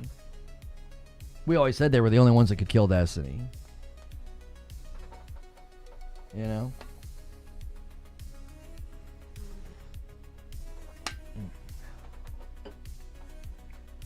I take Destiny over Marathon any day. Right. If unless PlayStation's really going to temper down their expectations and their efforts in live service, which, hold on to your hats, they could do that. I think one of the scariest things for fans of Destiny and Bungie employees right now is if PlayStation has determined, yeah, we're going to lower our expectations, investments, and our goals with live service. If you work at Bungie or you're a fan of Destiny, that would be terrifying if that's what PlayStation has determined. And there are many fans of PlayStation that would hope that's what happens. You're well within your right to be like, stop this live service crap and just ship really, really great games. Get back to your basics. Get back to your core competencies. I'm here to tell you that is a very distinct possibility. Because I don't know if you've noticed it or not, PlayStation seems to be returning to their roots. I have it on very good authority. The putting games on PC, that was an experiment. Didn't go the way they wanted. So, circle the wagons back. Only on PlayStation. They're going back to exclusives being a center point and a center tentpole of the brand. And the world's volatile right now. Excuse me. The world is volatile right now. PlayStation may be like, nope. We're not doing this. This didn't work. We wanted 12 games by 2026. Then we were going to have 6 live service games by 2026. Now we have like 2. Sort of. That is a very, very real reality. My entire argument hinges on if PlayStation wants future live service games to have a shot, you need Destiny. You absolutely need Destiny. You don't have a public sense of anything without it. Everybody's going to be like, no. All you guys do is buy studios and kill live service games. Get the frick out of here. Or launch failures. I think the main issue is that people are upset that Marathon is continuing and Destiny isn't, even though Destiny's numbers have been abysmal ever since the final shape ended. They missed targets on 2 expansions, and if the next update was not going to be the last, it would have put a lot of money. I would have put a lot of money that it would have performed even worse than Edge of Fate and Renegades. At the end of the day, it seemed like for the past few years, a lot of what's been asked for has been completely ignored. Yeah, because the leadership had different ideas. I mean, listen, I don't want to retread all of this, but you have to think about how brazen and hubristic your leadership is for them to do some of the things that they did. Like, you have to think about it. You have to think about the fact that, like, the leadership at Bungie has done some of the craziest things that a studio could do, like greenlighting blogs about like divisive social issues, as an example. Like, you're a studio that is so drunk on your worldview that you think that's a good choice, right? Calling in favors to have my Twitch channel banned, banning me from the game in a retaliatory way. That's what their leadership did. Oh, their leadership also looked straight-faced at people in their own studio who said, Marathon's going to need some kind of PvE. And they said, no, they ignored that feedback. They ignore that feedback. They're like, no, yeah, we know better. We're the good old boys here. We're the old uniforms. We're the old guard. Yeah? What's that gotten them? A game that now needs to add PvE. Like, that leadership is what brought us here. Bungie was the girl that was a 10 in high school, but she's 38 now. And it's been a long time since she made Halo. But she still thinks she's a 10. If you can get rid of that type of leadership, I want you to imagine working at a company and the leadership is like ignoring feedback internally. It's one thing to get like really arrogant and think that like the players don't know anything and the players are stupid. Like, we've seen this sentiment echoed from studios and people in these positions. They get super insulated and they think they know everything and they think they can do no wrong and they think players are stupid and they think players are idiots. Like, we've seen that sort of posture from studios. To have that posture toward your own employees, buddy, that's a terrible environment to work in. Can you imagine being like, what are we here for? Are we just here to do your bidding? Like, you think you know what it's going to take to be a successful game? Like, you won't listen to us? We're down here in the trenches. We're watching Reddit and Twitter and hearing what people say. Oh, maybe, just maybe, we've been watching the attempt for live service games to launch for the past 6 years unsuccessfully.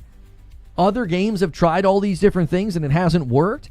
The fact that they just ignored feedback, that is what I told people was coming. I said in 2020, and I really said it in 2021 when they came after me again, completely unjustified. I said, if they're willing to do this, think about what else is going on internally at the company. And then the article from IGN comes out, that puff piece about the misconduct where Rebecca Valentine tries to paint them as the hero. Go back and read that now with what we all think of Pete Parsons. Go back and read her article now. Go ahead.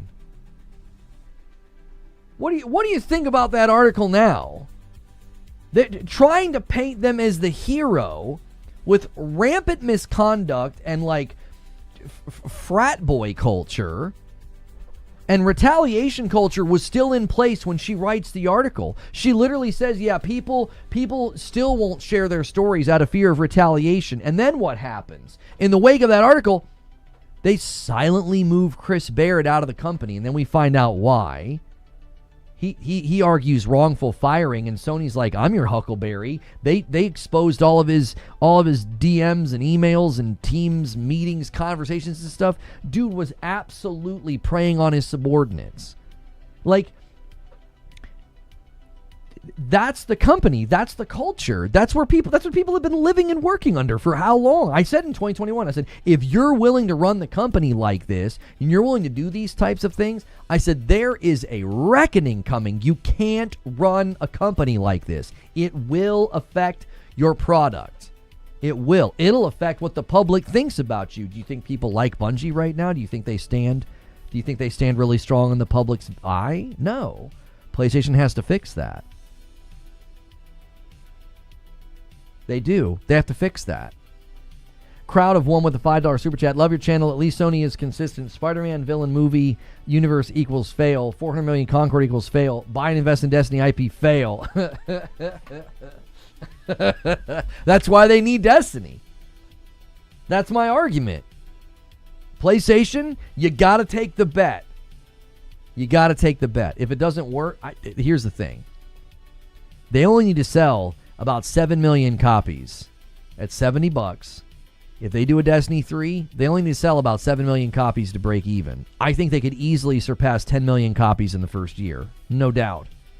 Not a doubt in my mind. Nope. Too big of a company, too big of a name. You go silent for 3 or 4 years. You deliver an absolute banger. You got a trailer. You get everybody hyped. You get everybody losing their dadgum minds. If that's all you work on for the next 4 years, homies, they could easily get 10 million sales in the first year. No, it wouldn't need to be free to play. You would sell it. 100% would need to sell it. They sell Helldivers, MLB The Show, and Gran Turismo 7. Arc Raiders sold for a price. I don't think people are against spending a sticker price on a live service game initially. Like, Destiny 2 is free to play, kind of. Like, it's not really free to play.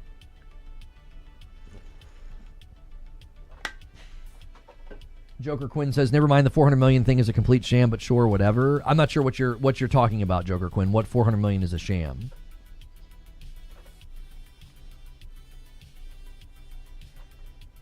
Guys, the reality is they're going to spend a bunch of money either way. They're going to spend a bunch of money either way. Even if you shrink Destiny, even if you shrink Bungie down to 500 employees, you're spending a ton of money either way. You like, go big or go home. If you're going to keep them open in Bellevue with 500 employees, let's say they lay off just a record number of people, 300 people. Maybe they take 300 people and they spin off into their own studio or something.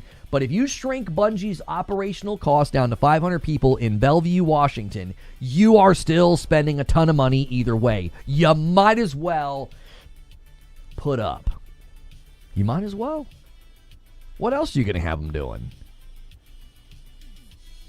Street Shadow says, I think they will greenlight Destiny 3, but just not in the current conditions that Bungie are in. That's the first step. Then greenlight something. That's exactly right. There's a reason that nothing has been greenlit by PlayStation. There's a reason for that. Nothing has been greenlit. Nothing. They are in a holding pattern. As far back as March, Paul discovered this, and we reported on it. Not Paul Tassi. Paul from our community discovered this. There's been a hiring freeze at Bungie basically this entire year. As soon as we rolled over into 2026, there was a hiring freeze put in place. So once Pete Parsons was gone, I think there was some kind of a change.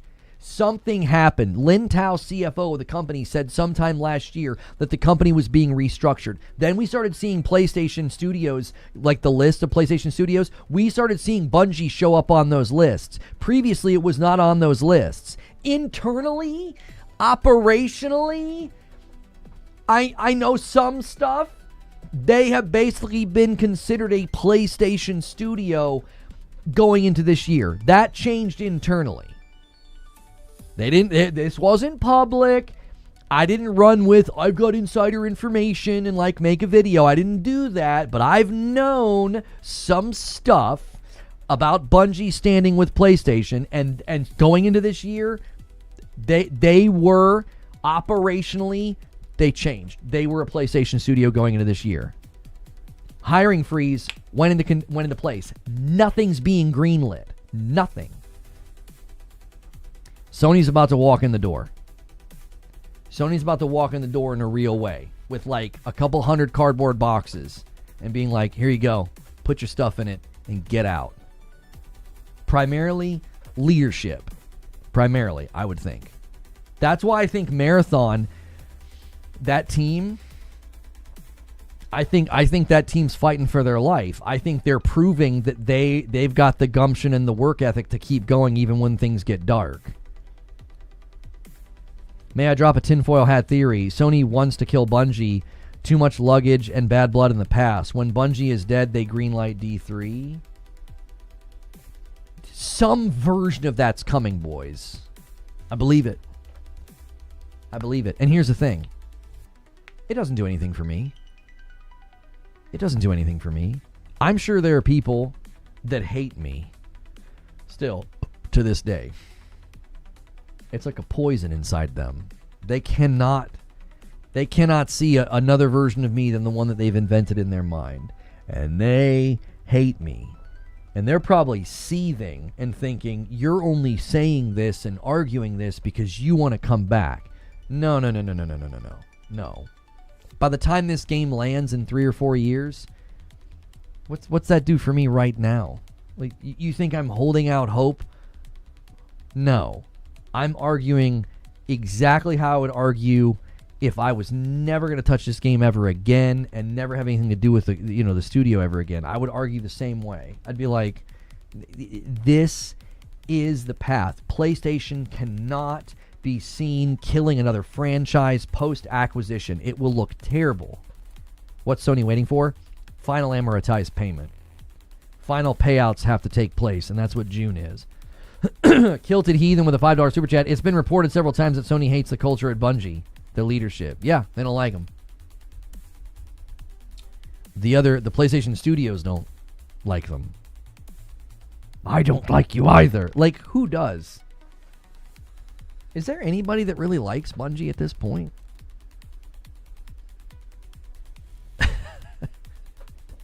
You know what I mean? I mean, does anybody like him? Bungie's mom? Yeah. Nobody likes him. That's why I'm saying you got to get the CM team out of there. They're horrible. Get the leaders out of there. You know, you got to start over. You need a new public image. Lono, basically under Jim Ryan, Bungie had full freedom. Since Jim retired, new Sony leadership has been much tighter. It feels like Nishino has given new directions to Holst.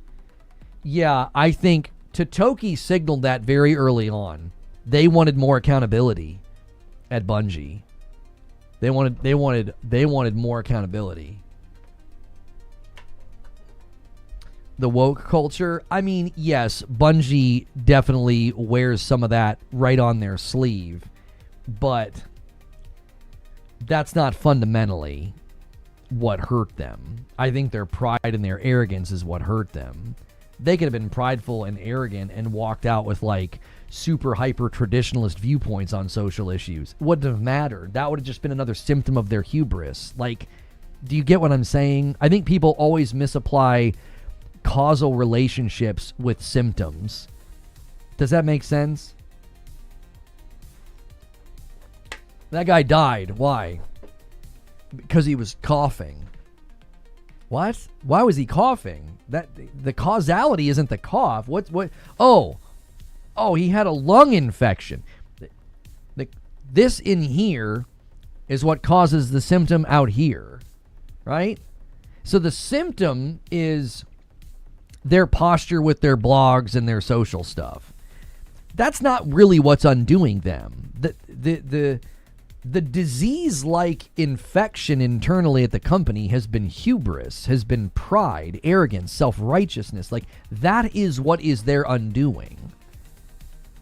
I tell you why I know that that's their undoing, because it was my undoing. I know exactly what happens when you live that way and think that way. It creates blind spots, it creates bad lapse of judgment, and it makes people really hate you. I'm very familiar with it. I lived it. And I'm fighting against that old man every day. Like, there's a part of me that still wants to be like that. You know, I've not arrived.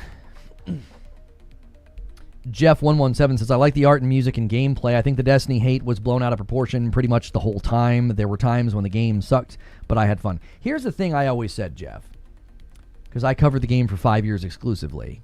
I always said that the anger and the yelling and the complaining, that was always a feather in their cap. Always was. Always will be. It meant people cared. It meant people were playing.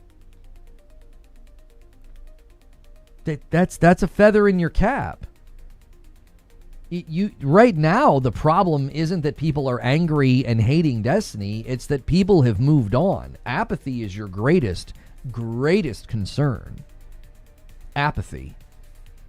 It'll always be your greatest concern when you're building a live service game. You want people furious that a drop rate sucks. Why? That means they're playing. It means they're going for the thing. Man, you gotta be kidding me, man. These drop rates suck. How do they know the drop rates suck? They're playing. His gun and his ability, they're so imbalanced. How do they know that? They've had to play a bunch to know that. Now, yes, you don't want people perpetually mad to the point that they get irritated and they leave. Like, it needs to be anger and passion mingled with enjoyment. Like, it can't be all anger. But, like, anger and complaint is not the devil in the live service environment. It's not. It isn't. I think people misdiagnose that commonly. They're like, yeah, that game's in trouble. Why? Everybody's really mad. Oh, they'll be fine. They'll be fine. You know, if everybody's really mad and screaming and malding and making posts and on Reddit and on Twitter and in YouTube chats, yeah, they'll be fine. The drop rate sucks. I've done this activity 1,000 times and have the data to prove it. Yeah. He's homie. That's right, Peter. He's always on Reddit with their spreadsheets. How do you think they make that spreadsheet? They have to play a lot. Like, a lot. You know what I'm saying? They have to play a ton.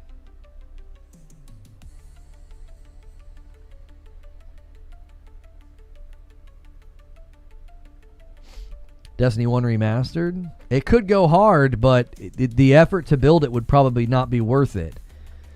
All of their time, energy, and resources right now need to be spent on, I think, Destiny 3. Listen, it's time to make hard decisions, and I think they should rug pull Marathon, personally. They can't. They're in a rock and a hard spot. The optics on a rug pull on Marathon would be devastating. But that's what I think they should do. I think all man hours, all resources, every minute that clock ticks in the office, every minute should be spent on Destiny 3. Every single one. Every single minute, every single dollar, every single resource. Single game development. Now, you want to spin off a small team, separate studio, put that studio somewhere where cost of living's not Bellevue, and have them work on Marathon, okay, that's fine. But I think Marathon is an absolute wasted effort. It will never, ever, ever make back the money you've spent on it. It doesn't seem possible. It seems absolutely mathematically impossible for that game to generate the revenue that's going into it. You've got to rip the Band-Aid off and be like, and just shoot straight with people. Here's why you would be able to survive a rug pull on Marathon more than killing Destiny. Because there are millions of people that care about Destiny. There's only about, I don't know, at most, there might be 100,000 people that deeply care about Marathon. The rest of the watching world and the rest of the people who have played Destiny, there's an ocean of people that don't want to see the Destiny franchise die. There is such a small amount of people that would be like, that would be angry about Marathon. Marathon's death will be disliked. Destiny's death will be mourned.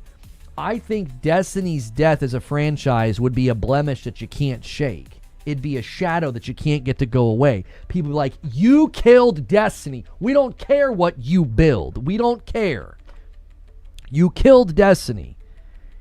Any live service game you come out with, anything you have Bungie working on, we're not interested. This is where Cross is 100% right. This is where Ask Cross is 100% right. That's a blemish and a shadow that you can't escape. At that point, what you should do, if you're not going to build Destiny 3, shrink the entire studio down to support Marathon and call it a day. Call it a day. Just send everybody packing.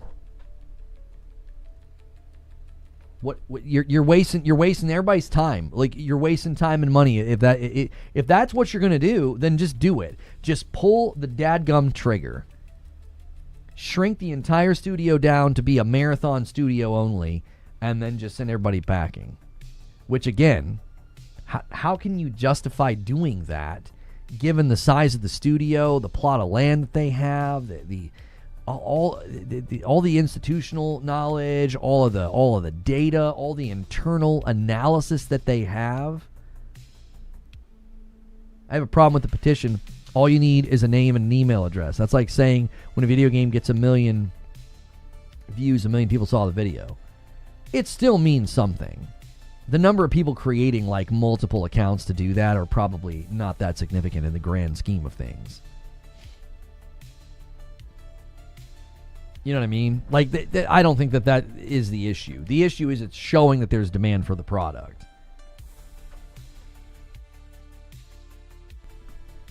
I think Destiny still holds the record for the biggest game release ever. I don't know if that's true.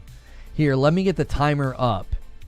Gaming Roundtable today, the 29th at 1. Set, start, show. That's how long you guys have to hit the goal.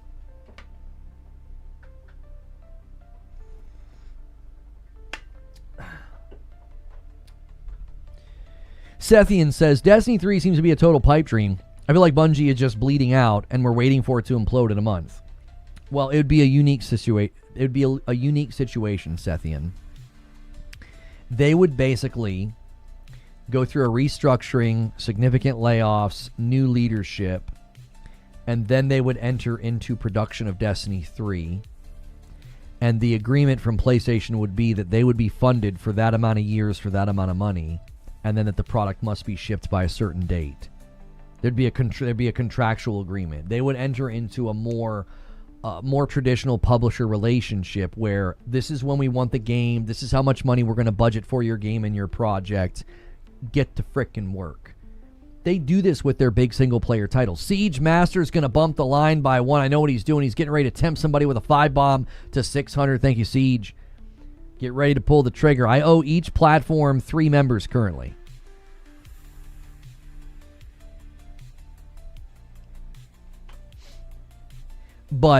And there it is, Siege Master with another one, bumps the line to 595. We're exactly 5 away from 600. Thank you, Siege Master. Every 25, I gift one back. Russ Pinkerton says, hi, Lono in chat.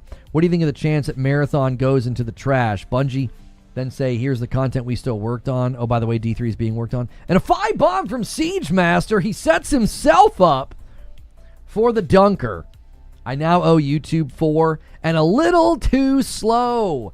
GT5 King drops a 5-bomb. Broken Earth drops a 5-bomb on YouTube. And Kardoc Ren drops another 5-bomb on Twitch. Boom, boom, boom, boom, boom, boom, boom, boom, boom, boom, boom. It's like you guys are rapidly firing.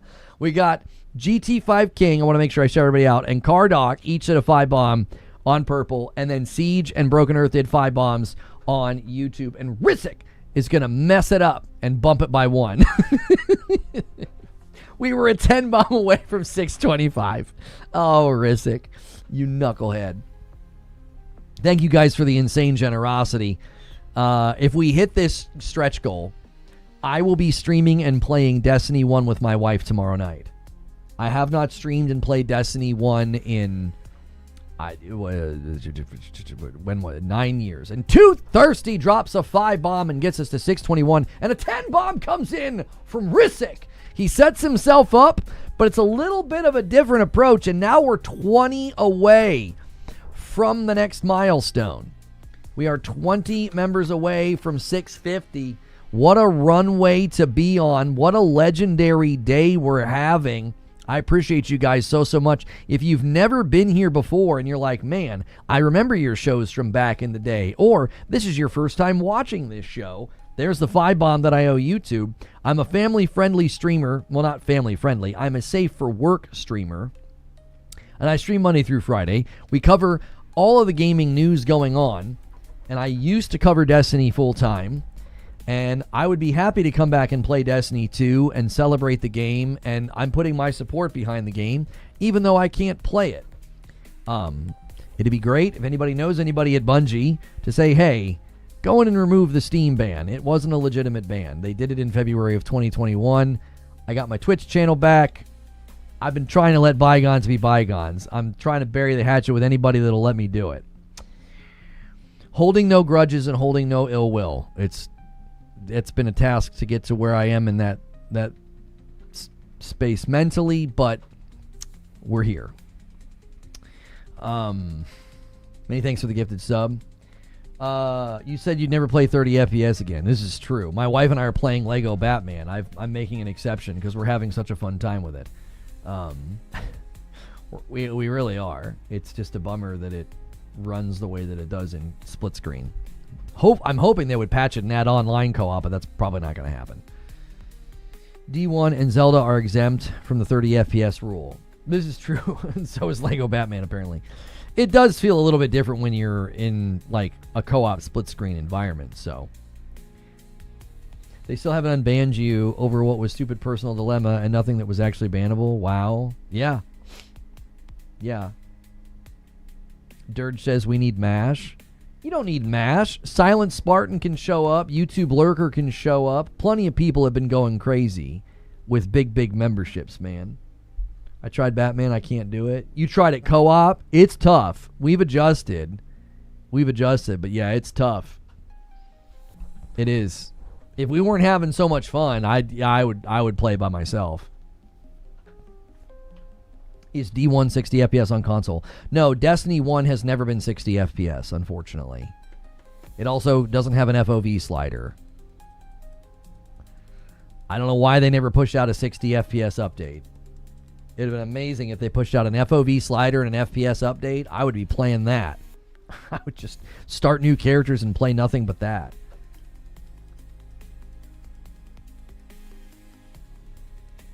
There's a website that allows you to play D1 through PC from PlayStation at 60? Huh? How? How does it even do it?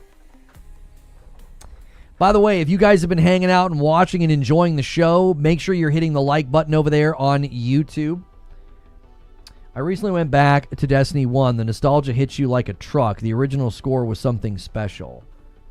Hey, what's good, brother?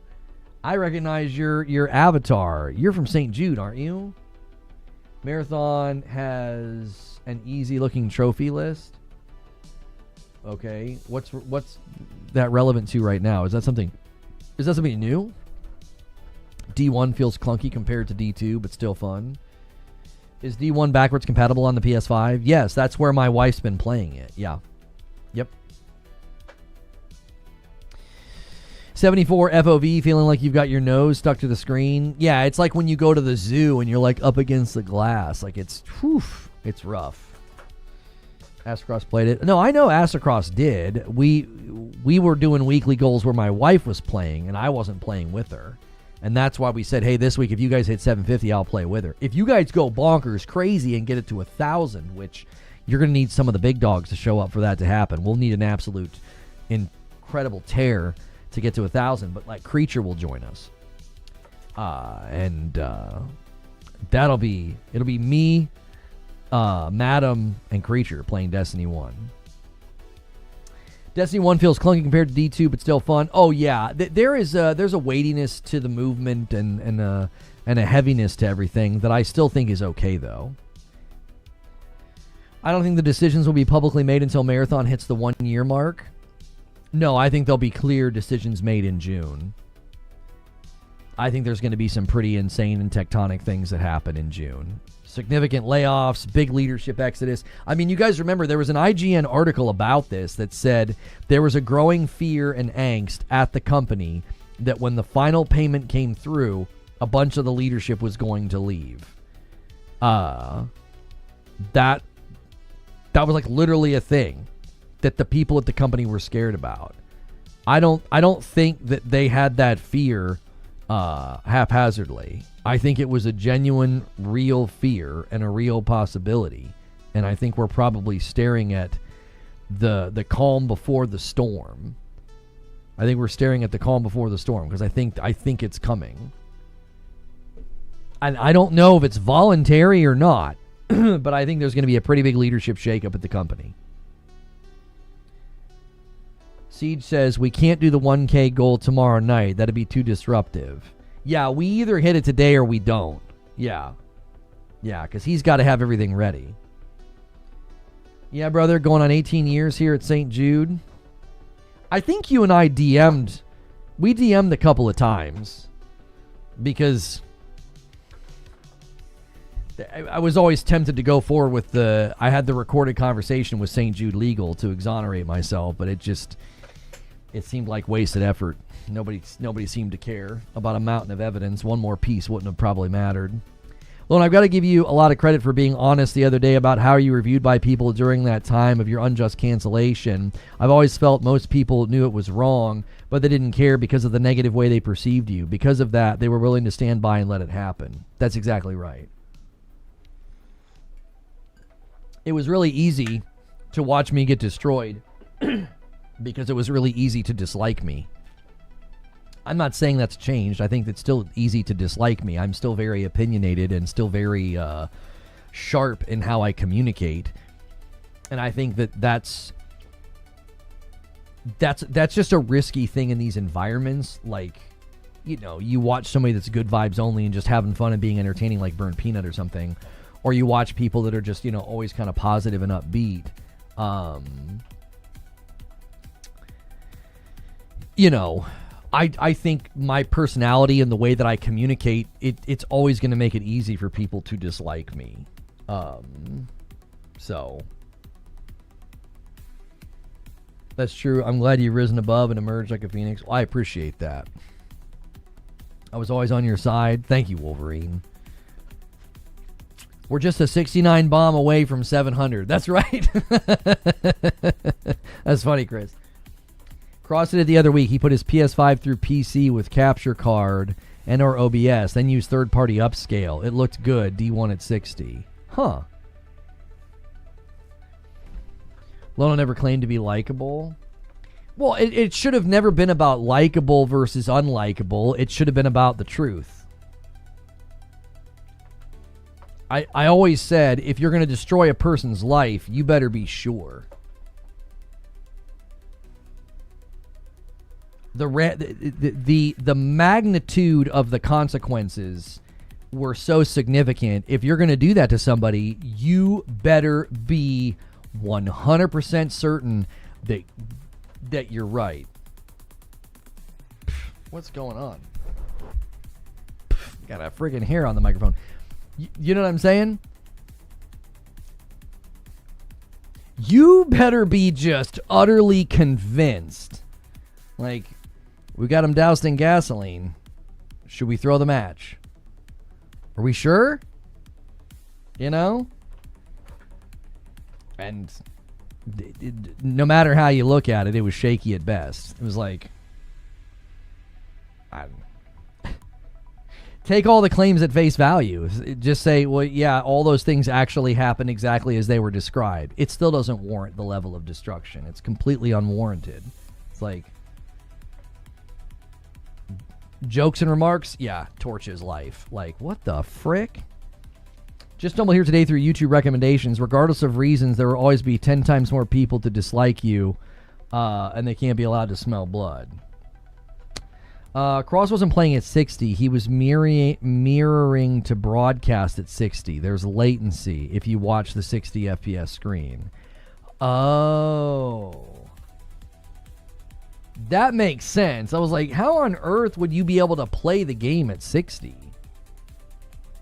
Nice shirt. Thank you. I went and found a bunch of my old Destiny shirts. My wife cleared them out of my closet after everything had happened. She was like, let's get these out of here. He doesn't need to see these.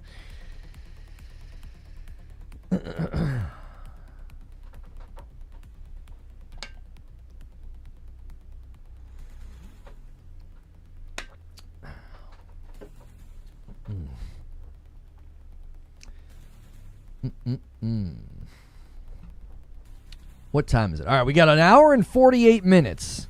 Make sure you guys are hitting the like button. If you guys have missed it, we've been talking about why I think PlayStation needs Destiny. My argument's pretty simple. It's basically that their live service efforts will be, doubted, questioned, there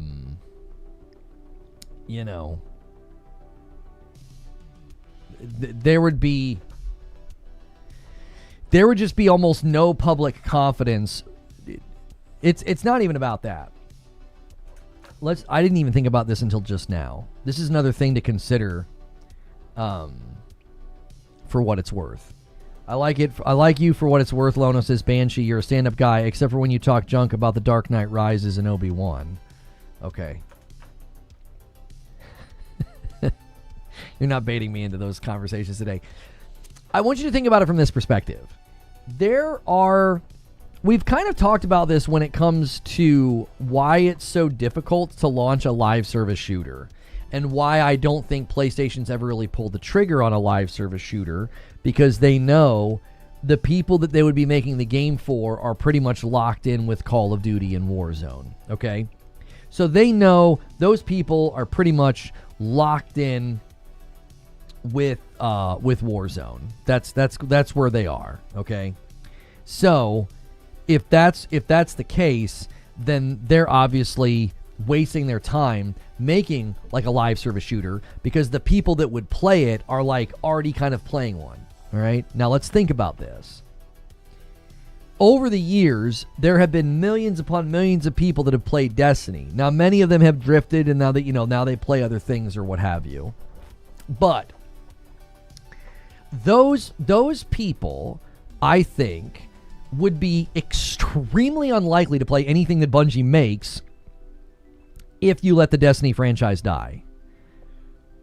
Do you understand the point that I'm making? You have this reservoir of players that you know are willing to play a game like Destiny. And if you don't give that to them, you come out with something else, they're going to say, yeah, no, I don't want to play that. Like I would have played more Destiny, but I'm not going to play that. It's the same idea. It's like, that's the live service game they played. That's the kind of player they are. That's the audience that Bungie would be making a game for.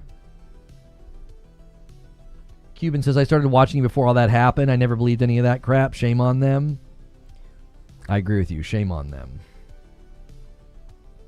Why do you think execs at Bungie didn't let the devs do what the community wanted for so many years? Giving the people what they want would lead to so much more money. Well, because they internally concluded that that was not their future. But Pete Parsons said that in the blog post. He said for 5 years, so as early as 2019, they put the plan in place. Kill Bill says, keep it going. And he drops a Prime sub on Twitch. We are at 632. You guys have an hour and 45 minutes to get about 120 members or subs. Get a little train going. It'll be easy. So that's what they determined. They determined, no, we're not doing that. This is where we're going. That's what the leadership determined. You had Mark Noseworthy and Luke Smith working on Payback. They weren't even working on a Destiny 3 or Destiny. They were working on a Destiny spinoff, basically. Thunder God says, this title made me go, huh? PlayStation lost about $3 billion to $4 billion on Bungie already. False and untrue. They're not spending money to keep Destiny going for 10 years, and Destiny 3 might not hit like the first or second now. Yeah, I mean, it might not hit like the first or second, but the premise of your argument is completely unfounded and untrue. They've not lost $3 billion or $4 billion. That is simply untrue. They valued the company at $2.4 billion because $1.2 billion was for employee retention, and that hasn't even been finally paid out yet. Some of that's in like share value and stock value. So $2.4 billion was the valuation of the company. They've taken an impairment loss of $800 million. That's not loss of cash. That's an asset that's now worth less. Like if you bought a house and it suddenly was worth less money. Your bank account's not drained that money.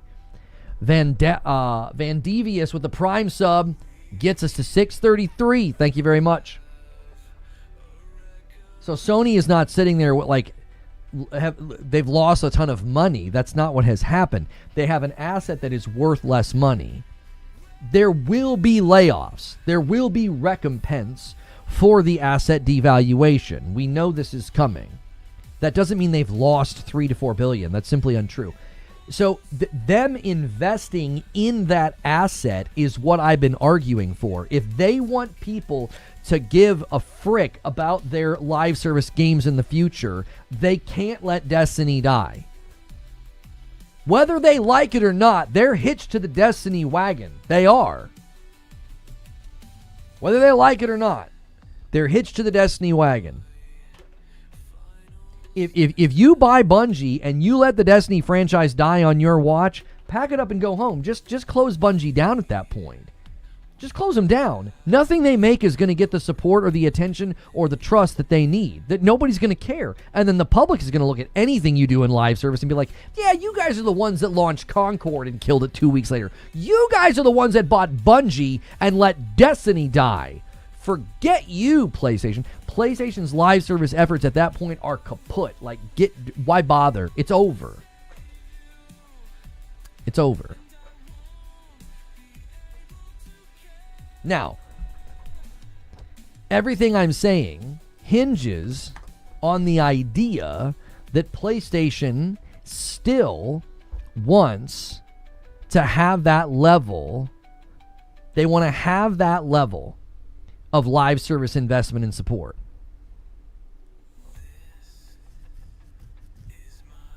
If PlayStation has decided that they don't want that they don't want to continue investing in live service to the degree that they have been, if they've determined that they don't want that, that's a terrifying place for Bungie to be, and that's a terrifying place for Destiny fans to be. If PlayStation's determined that they're going to decrease their live service investments and they don't think it's something that they're going to pursue, then Bungie's in trouble. And so is the Destiny franchise, because they won't see it as a necessary investment for their future in live service. If they want a future in live service, I think it's a worthy investment.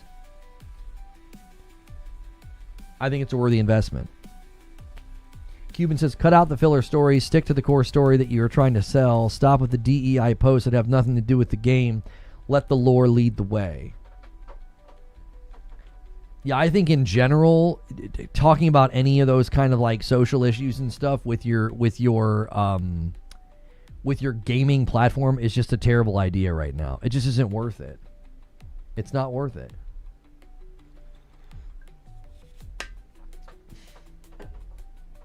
It doesn't matter what you think. It doesn't matter what your opinions are on the state of the world or whatever politics you hold to, whatever your worldview is. It doesn't matter. Who is that behind me, Hadigan? Who's that guy with the beard behind me?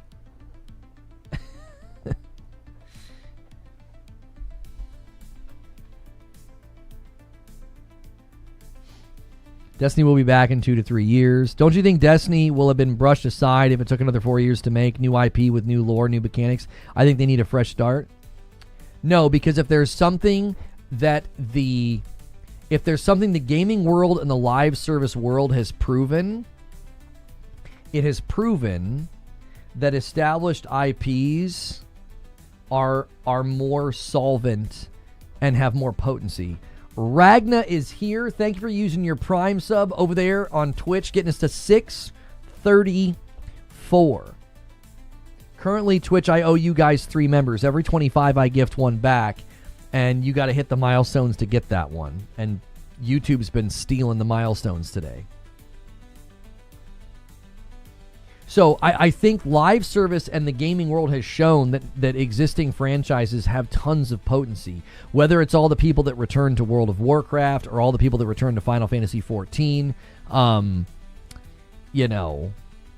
I would say that has proven that Destiny, especially if you go silent and you say nothing for years at a time, I think Destiny would have just a ton of potency going forward. A new IP, you have to think about something that would happen. A new IP would anger the people that wanted a Destiny 3, so they're immediately going to be kind of like against you in the marketing and in the advertisement, and they might not even want to play it. Is it wrong to want a Destiny 3 but not want Bungo to dev it? I think it's not. It's totally fine to look at them currently, to look at them as they exist right now, and to say no, not interested. I think that's totally fair. To look at who they are right now and what they're doing, I think it's totally fair to look at them right now and say, yeah, no, we don't want you to build this. And Risic gifts a single and gets us exactly 15 away from the next milestone. Thank you so much, Risic. I appreciate it. Let me edit this. Hang on. I'm leaving a comment. I've got a poll on the channel. If you guys haven't taken it yet, feel free to take the poll here. Do you want Destiny 3? Over 2,000 votes. 70 to 30 yes to no. Not surprising that's where it landed. Destiny can easily be Sony's Final Fantasy XIV, WoW, or Diablo. It's just low-hanging fruit. Yeah, like, Diablo 4 turned things around. Diablo 3 turned itself around. Rainbow Six Siege turned itself around. Final Fantasy 14 turned itself around. And another single comes in from Rissick and gets us a 636. There have been plenty of games that have turned things around. No Man's Sky. There are ongoing, long-standing games that have turned things around significantly.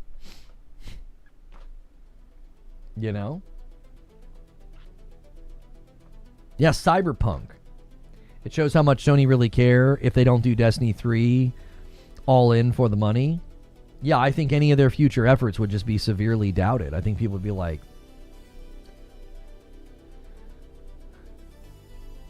there's people that won't play because they took away the old stuff, even if they didn't even play it. It is... I understand why they took the stuff away. They didn't really have a choice. It was a terrible decision that was kind of unavoidable, but it actually really hurts the game now. It really, really, and truly and severely hurts the game. It just does. Where's the evidence that they can or will turn it around? I think the evidence is in how they built D1 and D2. In the way that they built Destiny 1 and Destiny 2, that's all the evidence you need, that with proper funding and 4 years of that being the only thing they're doing, they're not working on anything else, just Destiny 3, I think they could build an incredible game. They have all the data, they have all the intel, they know the ins and outs. That's a younger Rahul Kohli? Okay. They know all the ins and outs.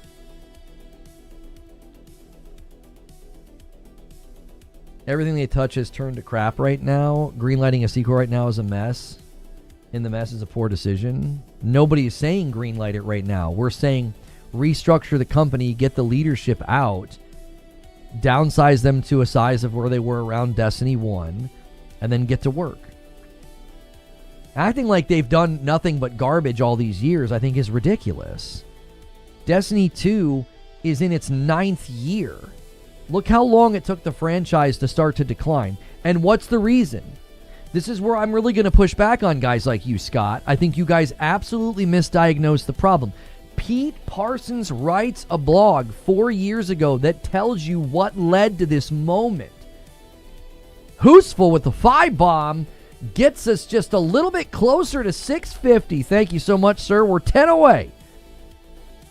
Listen, they, in 2019, from 2019 to 2024, for 5 years, they were seeding incubation projects pulling from Destiny 2 leadership. That's what hurt Destiny. It's not like they don't know how to build Destiny. They don't know how to support Destiny. They started to rob Peter to pay Paul, and they both ended up impoverished. That's what happened. It's not like they suddenly were bad at their job. Like they all woke up one day, walked into the office, and they were like, I don't know what to do. I don't know how to make content or guns or... That's not what happened. What happened is they robbed Peter to pay Paul. They were seeding incubation projects with Destiny talent, with Destiny leadership. So to be like, they suck and there's no way they could build a good game ever again, what? Then just close them. At that point, just have everybody stand outside and look at the building and light it on fire. That's not true, and we all know it's not true. If you're actually going to diagnose what happened, you need to look at the timeline. You need to look at what they did, and it's not ineptitude. It's not that they suddenly didn't know how to make Destiny. They were robbing Destiny to build these other things. It would be like having a lawn mowing business, and you start taking guys that are really good at mowing lawns and really good at keeping your customers happy, and you take them off of that, and you have them do painting.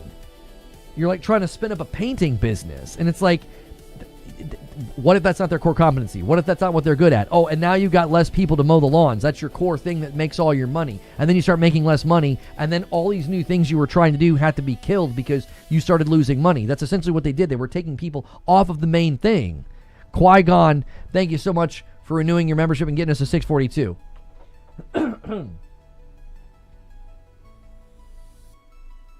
The recent info about content, SRL, weapon pool changes, and the public spaces show how much the devs care about the franchise. That's what I mean. You have to properly diagnose what led to this moment. What led to this moment is not that suddenly Bungie lost their way and just became bad. Yeah, they're bad. We don't know what we're doing. We're terrible, and we don't know how to make and support Destiny. No. Pete Parsons' leadership, the executive level, the C-suite level that decided, let's spin up a bunch of incubation projects because we think we can do anything. Death by hubris. If this company dies, that's on the headstone. Killed by hubris. Just the leadership thought we are the kings. They were doing so well in Destiny 2. They were going to open up a studio in Amsterdam. They were expanding their studio. They mushroomed up to 1,200 employees. Whose fault is that? Whose fault is that? Is it the devs' fault? Is it the guys building the dungeons? Is it the guys building the raids, the guns, the art team? Is it their fault that the company got so drunk on hubris that they thought we can do anything we want? We can seed incubation projects with leadership from Destiny. Listen, I really want to paint you a picture for how absolutely stupid the Bungie leadership has been. Absolutely idiotic and stupid. And yeah, I'm using some harsh language, but they're idiots. They go to Naughty Dog and they say, if you want to support this live service game, if you want to support The Last of Us Factions, you're going to have to restructure your studio. And Naughty Dog's like, we don't want to become a live service studio. We can't do that. Bungie knew from their own history how difficult it was to maintain content cadence because they needed Vicarious Visions and they needed High Moon Studios for some of the more challenging years that game survived. We got some of our best content from High Moon Studios and Vicarious Visions. When they're out from underneath Activision, they get so arrogant, so hubristic that they forget where they came from. And they think we can maintain Destiny 2 while seeding incubation projects from Destiny 2, completely forgetting what it takes to maintain Destiny. They are to blame. They're idiots. They're stupid. They're foolish. Whatever word you want to use, it's on the leadership. The history of that game was one of blood, sweat, and tears, of parallel development with 2 support studios that you don't have anymore. And you thought, after all that time, you were going to seed incubation projects from your Destiny teams and it was going to be okay. Morons.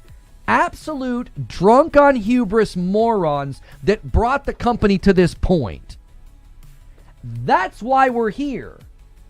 It's not because they're suddenly inept and bad at their jobs and can't make good content. It's because hubristic leadership thought we can do whatever we want. They thought they were the cock of the walk after they got out from underneath Activision, and they learned a pretty valuable lesson.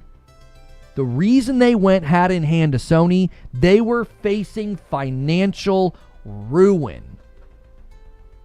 They were facing financial ruin. Why? Because they forgot where they came from. They forgot where they came from. They were a game that barely survived. Multiple times. Barely survived. You needed support studios and teams like High Moon and Vicarious Visions. We are here at this moment, at this precipice, because of that leadership. And one of them is gone. Pete Parsons walked away. You talk about getting out while the getting is good. He can buy a couple more cars. A $5 super chat from Mike on a mic says, amen, brother. That's why you have to diagnose what happened. And everything I just said is why Bungie didn't like me, and they probably still don't like me. Because I back then I called it how it was, and I still do. The leadership knows. The leadership knows what I know. There are a lot of streamers that know what I know. Thank you, Anubis, God of Death, for using your Prime sub over there on Purple, getting us to 643. I appreciate that. Chipping in on my Twitch side. Thank you, Omar. They also had to get an investment fund to fund all that. Yeah, they got like $100 million for a new non-Destiny game. We don't even know what that. We don't even know what that led to. I don't know what that was. If that was Destiny Rising or whatever Matter ended up being, we don't even know. Swollen X Bone with a Prime sub. Thank you so much for 3 months of support over there on Purple. We are at 644.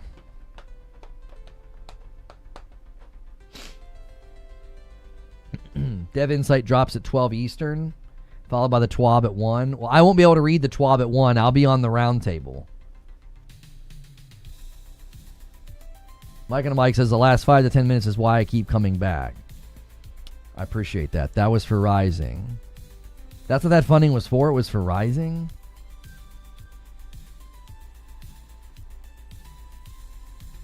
That was for a Lamborghini. No, I don't think the $100 million was for Rising. I thought it was for something else. I think there were rumors it was for a Destiny mobile game, and so people assumed it was for Rising. I thought it was for something else. I thought it was for like Matter or something.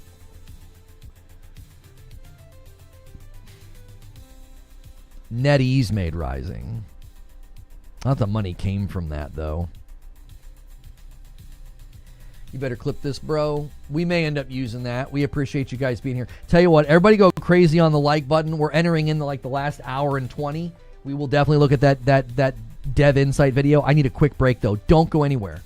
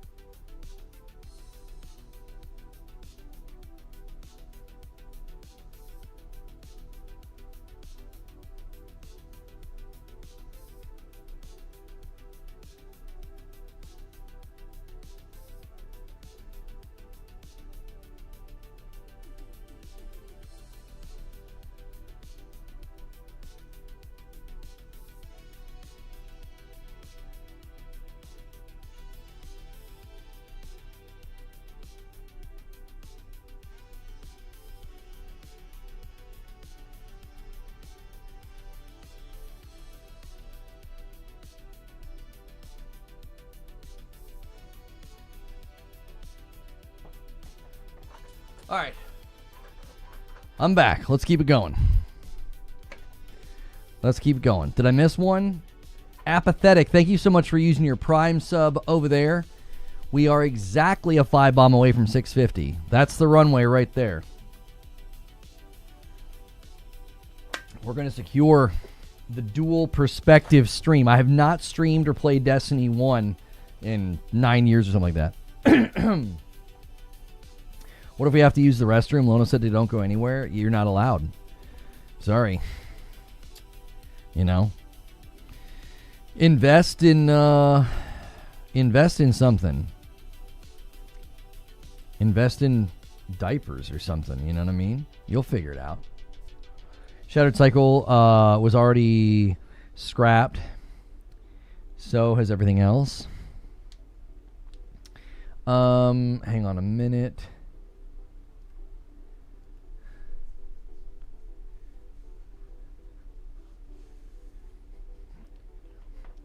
I mean, as far as with the lore, just start with after Final Shape.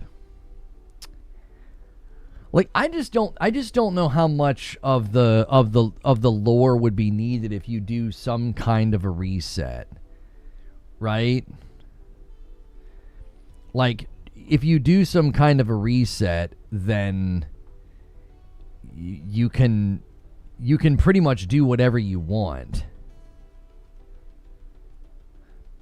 There were so many copyrighted songs in that Insider Gaming thing. I think we're literally going to have to mute almost the entire broadcast. Like, it's never going to be outside of a copyright strike. Or not a strike, I'm sorry, but outside of a copyright claim. I've never gotten this many copyright claims. I let Tom Henderson know. I'm like, I don't know what you guys did. You need to look into it. But, like, I've covered lots of live events. I've never had over 30 claims after an event. It's insane. Trouser Jam, thanks so much for using your Prime sub over there on Purple. If you guys are paying for Amazon Prime, that is a really, really great way to support what we do. I'm just going to mute all sound. How long is the broadcast? I don't even know. I'm just going to mute the entire thing because it's going to take us a week. It's going to take us a week. Hour and 48. Let's just do this.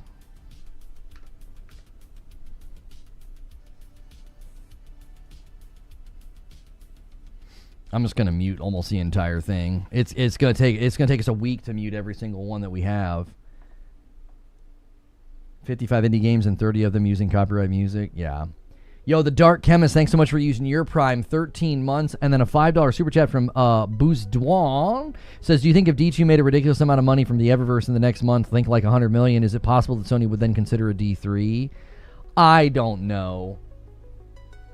I am throwing my support behind the game as much as I possibly can. I don't know if I can advocate for people spending a bunch of money in the Eververse. I just don't know. You know, if everybody commits to going in and spending $20 or something, you know, could millions of people go in and make a difference? You know, if suddenly they have 1 million people go in and spend $20 and they get an influx of $20 million like in the blink of an eye. Oh, I don't know. I truly don't. Yeah. It's that, and the petition could be, but are people boycotting the Eververse? I don't know. I'm not going to advocate for that because I don't honestly know if that would make a difference. Excuse me. And I also wouldn't want people to do that and then for it to end up blowing up anyway. Mr. Jake the Ace with a huge super chat. $69.99. Nice. Really hope Bungo makes things right and lifts your ban. Would love to see you and Madam in the Tower on June 9th. Like it up, chat, for D3. I appreciate that very, very much. I don't have any contacts at Bungie that would give me the time of day, unfortunately. So, like, I don't have the ability to make a move there. I just don't. I don't. So, the train's already in motion. Everything's already been decided. I mean, yes and no. I mean, until leadership has been restructured and removed, and until, you know, PlayStation's like in the building, it's hard to know. So we have people that are trying to join the clans, apparently. It says I have a chat message. I have no idea where the chat message is. It says I have one new chat message on Bungie. I don't understand where it would be.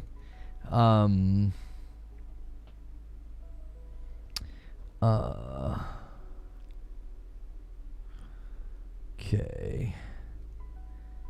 View profile.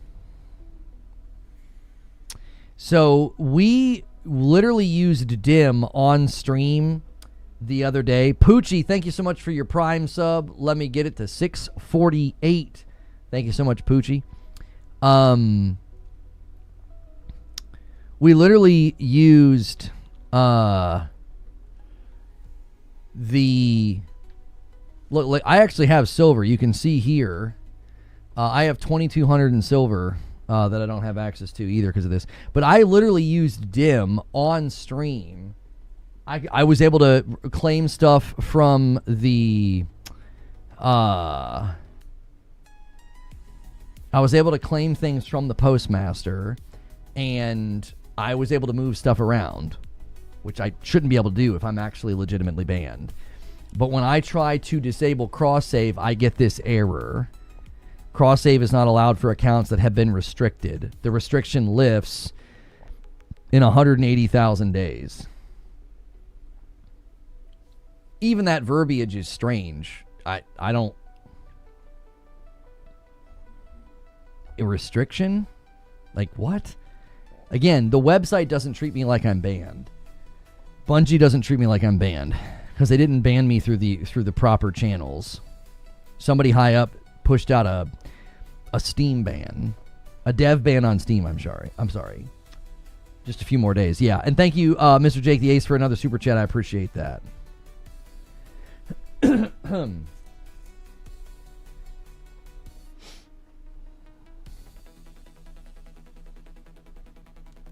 But I literally was using dim. I mean, I can show it to you right now on stream. Destiny item manager. Like right here. These are my guys. I can literally move stuff. I have access to my inventory. I claimed things. I had some things up here, like some items that I claimed. And then these are in the postmaster. I don't know if I can claim the umbrals, or the primes. But yeah, I can move stuff around. Because the account is... It's not in a banned state. The account itself, the Bungie account, is not in a banned state. So I can't go to like the security and make a request. It's not a possibility. So somebody at a pretty high level would have to go in and remove the dev ban on Steam. It's a fake ban from a petty exec, pretty much. A real ban would have frozen everything. Yeah. Could you load that profile on PlayStation? No, because cross-save is enabled. So because cross-save is enabled, if I boot up on Xbox or PlayStation, it says not so fast. There's no way to dislodge that Steam account from the account. We've looked into it. There was never any communication. They never communicated with me. I never got an official email. I was never they never said why, you know. So we talked to Steam then? No, Steam can't do anything about a dev ban. Could you remove Steam from cross-save profiles? I don't think so. I go to do it and it says there, if I go to remove the cross-save on Bungie's website, it says there's a restriction that has like 180,000 days left. So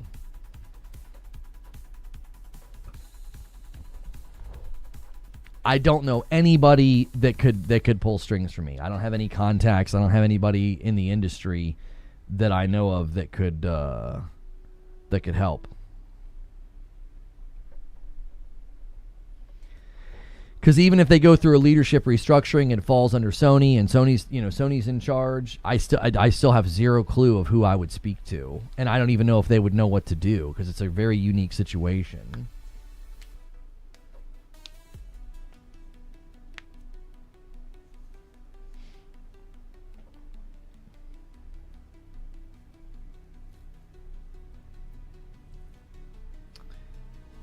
Your band's the most frustrating band I've witnessed. I mean, I'm torn. Colin, I don't know if that's something I want to do with a brand new friendship. I think that might be a foolish thing to do. I got an email on May 10th from Bungie User Research wanting me to take a Destiny 2 survey. Why do that if they knew support was ending? Because most of the teams had no idea that support was ending. So the team that sent out that survey probably did it and had no clue that things were shutting down. Or things were coming to an end, I should say.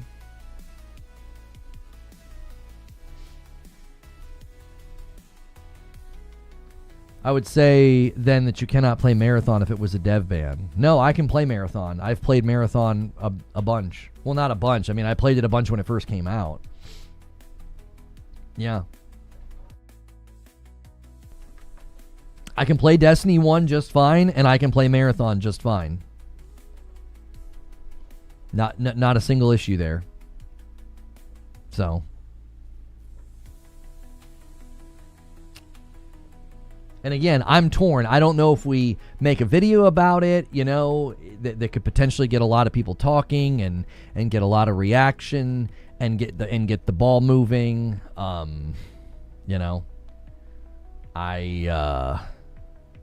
Unfortunately, I don't think the interview that I did with Iron Lords is going to go forward. They need universal agreement and they don't have it. So it's like that's probably not going to go out either. It's tough to get somebody of size and influence to really want to delve into it.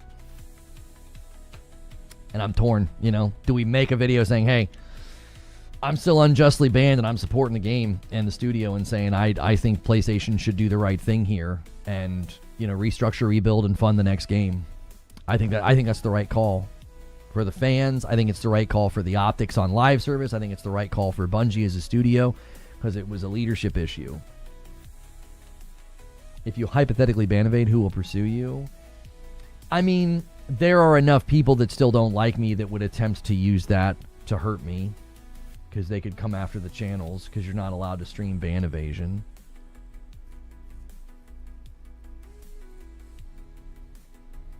So, it would need to be lifted. I would need to be able to boot up and play on my account. I would need to be able to do that.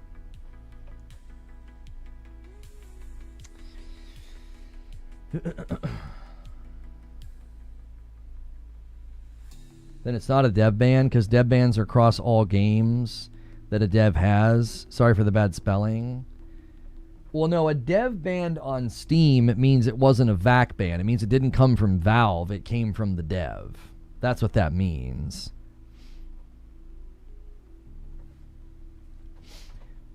Fat Factor says, my theory, I think Bungie is staging all of this as guerrilla marketing.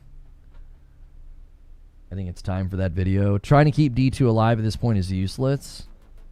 No, I'm not saying keep D2 alive.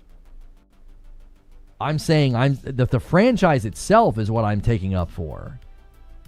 I'm taking up for the Destiny franchise. I think PlayStation needs the game. If they want people to trust in their future live service efforts and their future live service games, if they want anybody to give a frick about what Bungie makes, then you have got to build Destiny 3. You have to. Play on your wife's account? That's a form of ban evasion. You can't do that.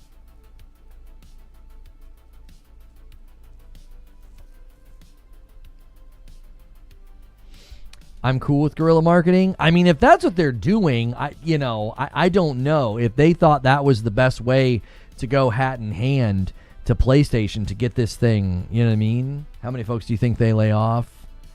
200 to 300 probably. Yo, it's good, ADR Zone. How are you?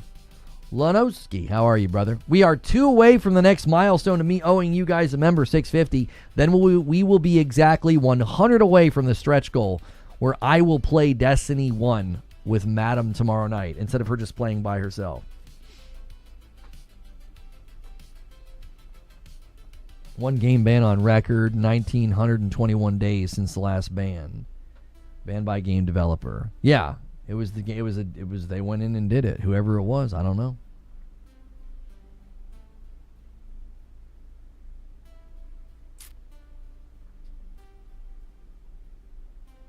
Be nice to know who did the ban.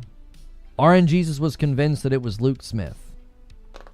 He spoke to existing, at the time, RN Jesus spoke to former and existing employees, and that was the belief that he had it out for me.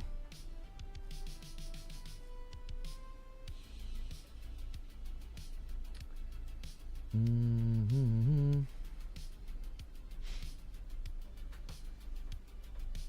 There's going to be people on here that are not in good faith. Somebody will say something. Probably.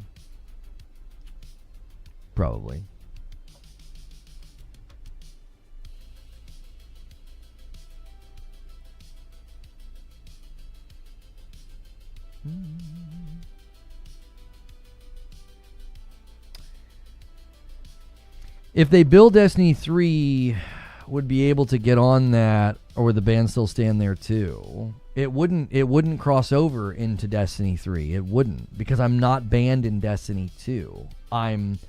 They pulled a trick. Like, the Bungie website doesn't treat me like I'm banned. I can play Marathon, I can play Destiny 1. It's not a legitimate ban.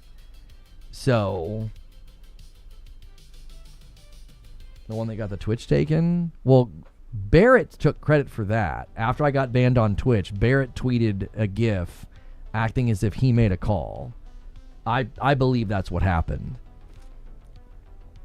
That's why Twitch would never give me the same reason for the ban. My reason for my ban on Twitch changed multiple times because it wasn't a legitimate ban either. I didn't break any of their rules. I didn't. Having people make claims about you on Twitter is not a bannable offense. It isn't. Like, oh, he said things and did this thing. Okay, well, I said that those things didn't happen in the way that they said. I provided evidence that many of them were like egregiously dishonest. They had fabricated things. They had fabricated evidence and timestamps and things. They had made up stories. Like, that's not grounds for ban. It isn't. I never once did anything on Twitch's platform or on any platform that was bannable. There were claims made. So, like, the reason for my ban changed multiple times. Like, their initial reason, I said, wait, hang on, there's no evidence of that. They said that I made, like, advances in public and private chats. And I'm like, okay, well, show me where I did that. And they couldn't. So then they changed it. Well, you made advances. And then they changed it to unwanted objectification. Because, like, right now on Twitch, like, if you were to pull up somebody's stream and say a bunch of nasty things about them or, like, you know, goon on some other person's stream, that's bannable. They claimed I did that. I never did that. And then finally, the last reason, I don't even remember what the last reason was, but the reason changed like 3 times because there was no legitimate reason to indefinitely suspend me. There wasn't. It was completely illegitimate. It was also breach of contract. I just don't have any grounds to fight it. I don't have the money to fight for that. It was a breach of contract. Like, my partner contract was wrongfully breached because you were in a contract with me and you terminated that contract on false grounds. So, you know, I should be paid the average of what I was earning for those 4 years and 9 months that I wasn't on the platform. I should be paid all that. Plus whatever calculated loss I get beyond that. Like, calculated out 10 years. You know.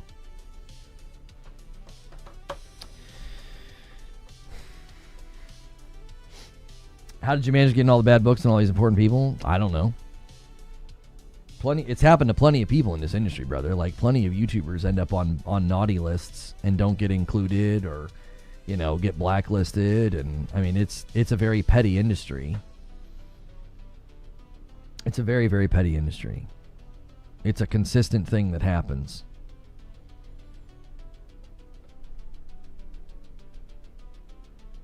Didn't they suggest your hour-long video was brigading? I don't know. I mean, there was no reason that, again, that's not indefinitely bannable either. Like, I don't know what to tell you. Playing that video and providing evidence was completely legitimate. They all went on their streams and said a bunch of things about me that weren't true and lied. And then they all admitted that it was a planned and organized thing. Like, they're all the clips are still available. Like, imagine doing that now in 2026. Like, the entire culture has changed. Like, imagine doing that. Imagine doing what they did and then admitting in view of the public, oh yeah, we planned this for weeks. We talked about doing this for weeks. Like, what the frick? Like, you can imagine doing that now. It wouldn't get anywhere. You'd be seen as terrible. You know what I mean? 6 years ago, everybody thought, yeah, that's exactly right. Get them, take them down. I had every right to come out and defend myself. I had every right.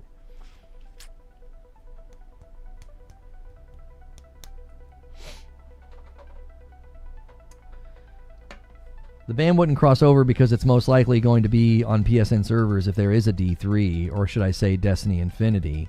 I 100% believe this. This is the same studio who changed an entire PvP sandbox despite one specific streamer. I've never heard anything about that. There are people that did worse and were not banned. Yeah, I mean, there are people that have been banned off Twitch 15 times. You're supposed to be permit after 3. You're supposed to be permit after 3, and there have been people that are in the double digits of bans now.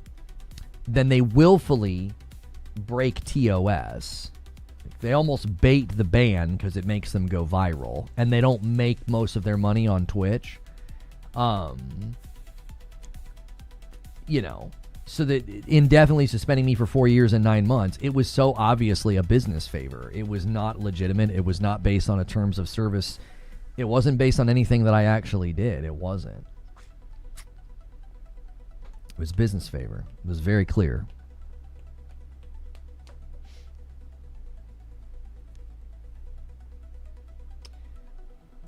You financially took a hit. I believe that the platform and community you've created during the aftermath has been great. I mean, we made something good out of something terrible. We did, but yeah. We are still sputtering by to a certain degree. I think it's time to make the video. Yeah, but what video? I mean, I have no fear in a dojo. Like, I've sat here multiple times in the directory talking about this stuff and saying straight-faced what happened and what people should do to make it right. I mean, I'm not scared, but I just don't. What video are you wanting me to make? I don't even know what video we would make at this point.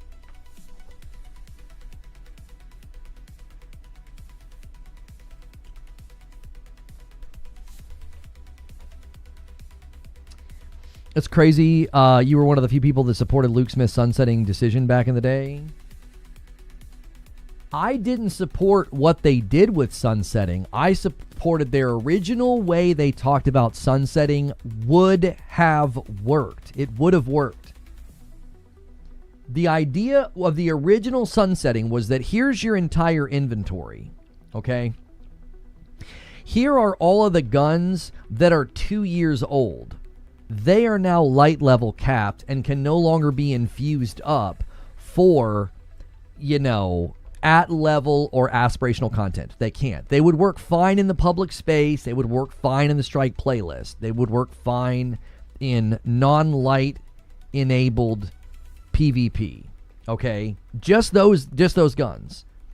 And then the next group of guns that were then 2 years old would then get sunset in the same way. It was supposed to be like a rolling effect through your inventory. So here's a bunch of great new stuff that's intended to replace the stuff that's been sunset. It was supposed to be like a group of really old guns would get sunset, And then a bunch of new guns would be put into the game with the intention of giving you new things, new carrots to chase to replace those guns. They didn't do that.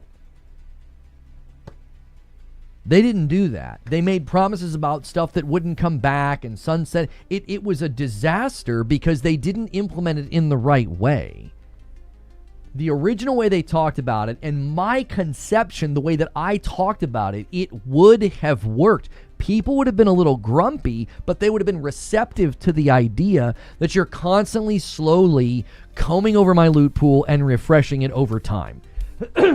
And you would have still been able to use those weapons in the bulk of the content. You wouldn't have been able to use them in light level, enabled PvP, and you wouldn't have been able to use them in light level enabled environments or aspirational content.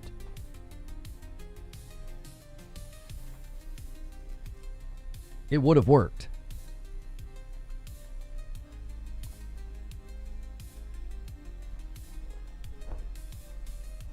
We have, let me set up the redirect. We have about an hour left for you guys to hit the goal. Let me make sure and set up redirect for the round table.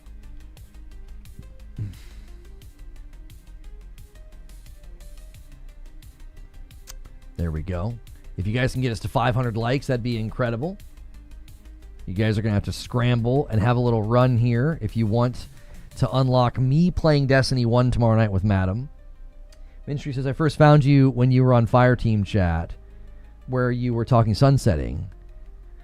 You think Destiny finally understands? He seemed to not follow the reasoning. I don't even remember. He removed all those episodes. You can't even go back and watch them now.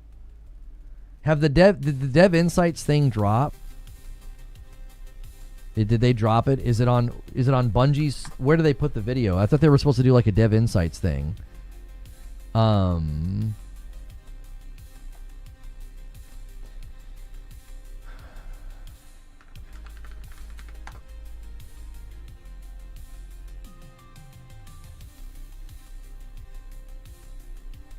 Thank you, Yanks. It's a blog post. All right, so let's take a look at this. Dev Insights, weapons, artifacts, and focusing preview. Before we dig in, we want to take a moment to thank you. Seeing your reactions have been really moving to us. Frankly, we wouldn't be here without you, and the way you continue to show up for this world means more than we can fully put into words. Every memory and every moment you've shared with us over the years has fueled our future. Every ounce of our June update is for you, and we hope you feel it as you continue to read through our insight articles and upcoming twids, let alone when you're playing the update with us on June 9th. Yeah, it's a bit sappy and sentimental, but that's how we're feeling while reading all of your stories over the last week. We hope that to keep building worlds to inspire friendship for years to come, and truly couldn't do it without you and your voices. Again, thank you for being here and sticking with us. All right, let's get to the goods. Dev Insight number 2 starts now. Greetings, Guardians. We are here today to share the many balance changes and updates that the Destiny 2 dev team have been working on for Monument of Triumph update coming June 9th. It's a long article, so here's a list of the main topics that you'll find. New weapon tier upgrading system, tier upgrading for crafted weapons, buff to many exotics like Anarchy, the Lament, and the Vex Mythic class, including new catalysts and improvements from previous ones, balance update to most legendary weapon types, including an overall buff to primary weapon damage in PvE, targeted buffs to special weapons in PvE. This sounds like exactly what people are going to be excited about. Like, weapons being stronger in PvE is always an issue. Many legendary perk fixes and buffs, a preview of the very customizable Artifact 2.0, including new ways to counter champions, saving your choices in loadouts, updates to vendors and weapon focusing and gear attunement. Introducing weapon tier upgrading. Hi there, Guardians. This is the Sandbox team here to talk about weapon tier upgrading, a new system releasing with Monument of Triumph that will allow players to upgrade their weapons gear tier for a cost to access additional enhanced perks and even gear tier 5 cosmetics. We want players to still feel as though lower tier drops can have value, especially if you spike in to the exact role that you want. with a want for higher tier gear to have an easier time getting the perfect roll due to multi-perk.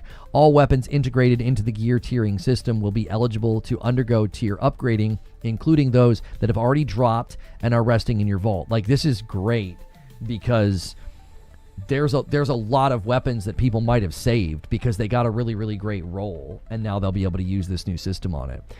In the weapon inspection screen, there will be a new weapon mod socket where you can apply a mod for a cost that will upgrade your weapon to the next applicable gear tier.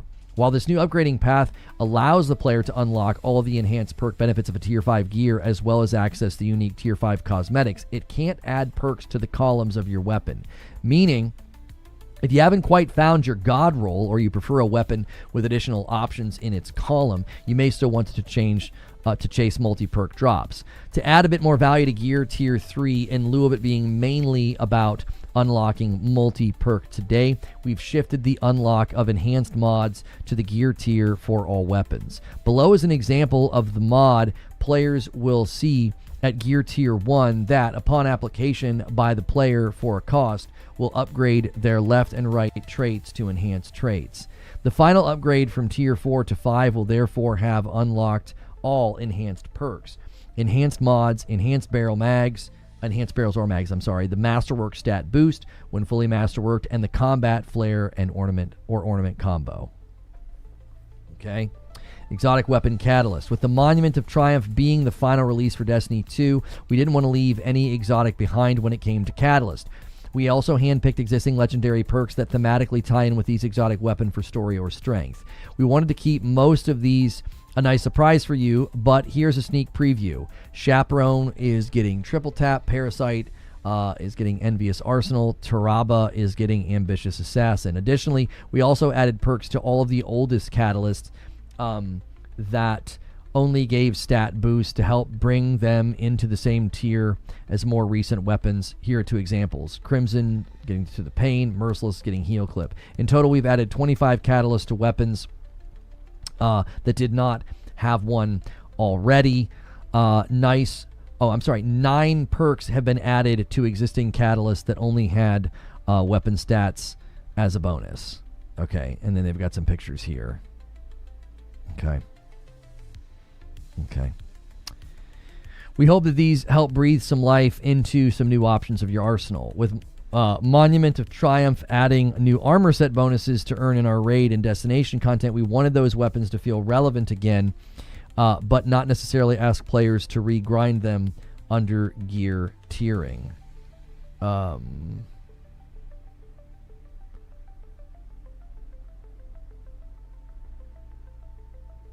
Okay.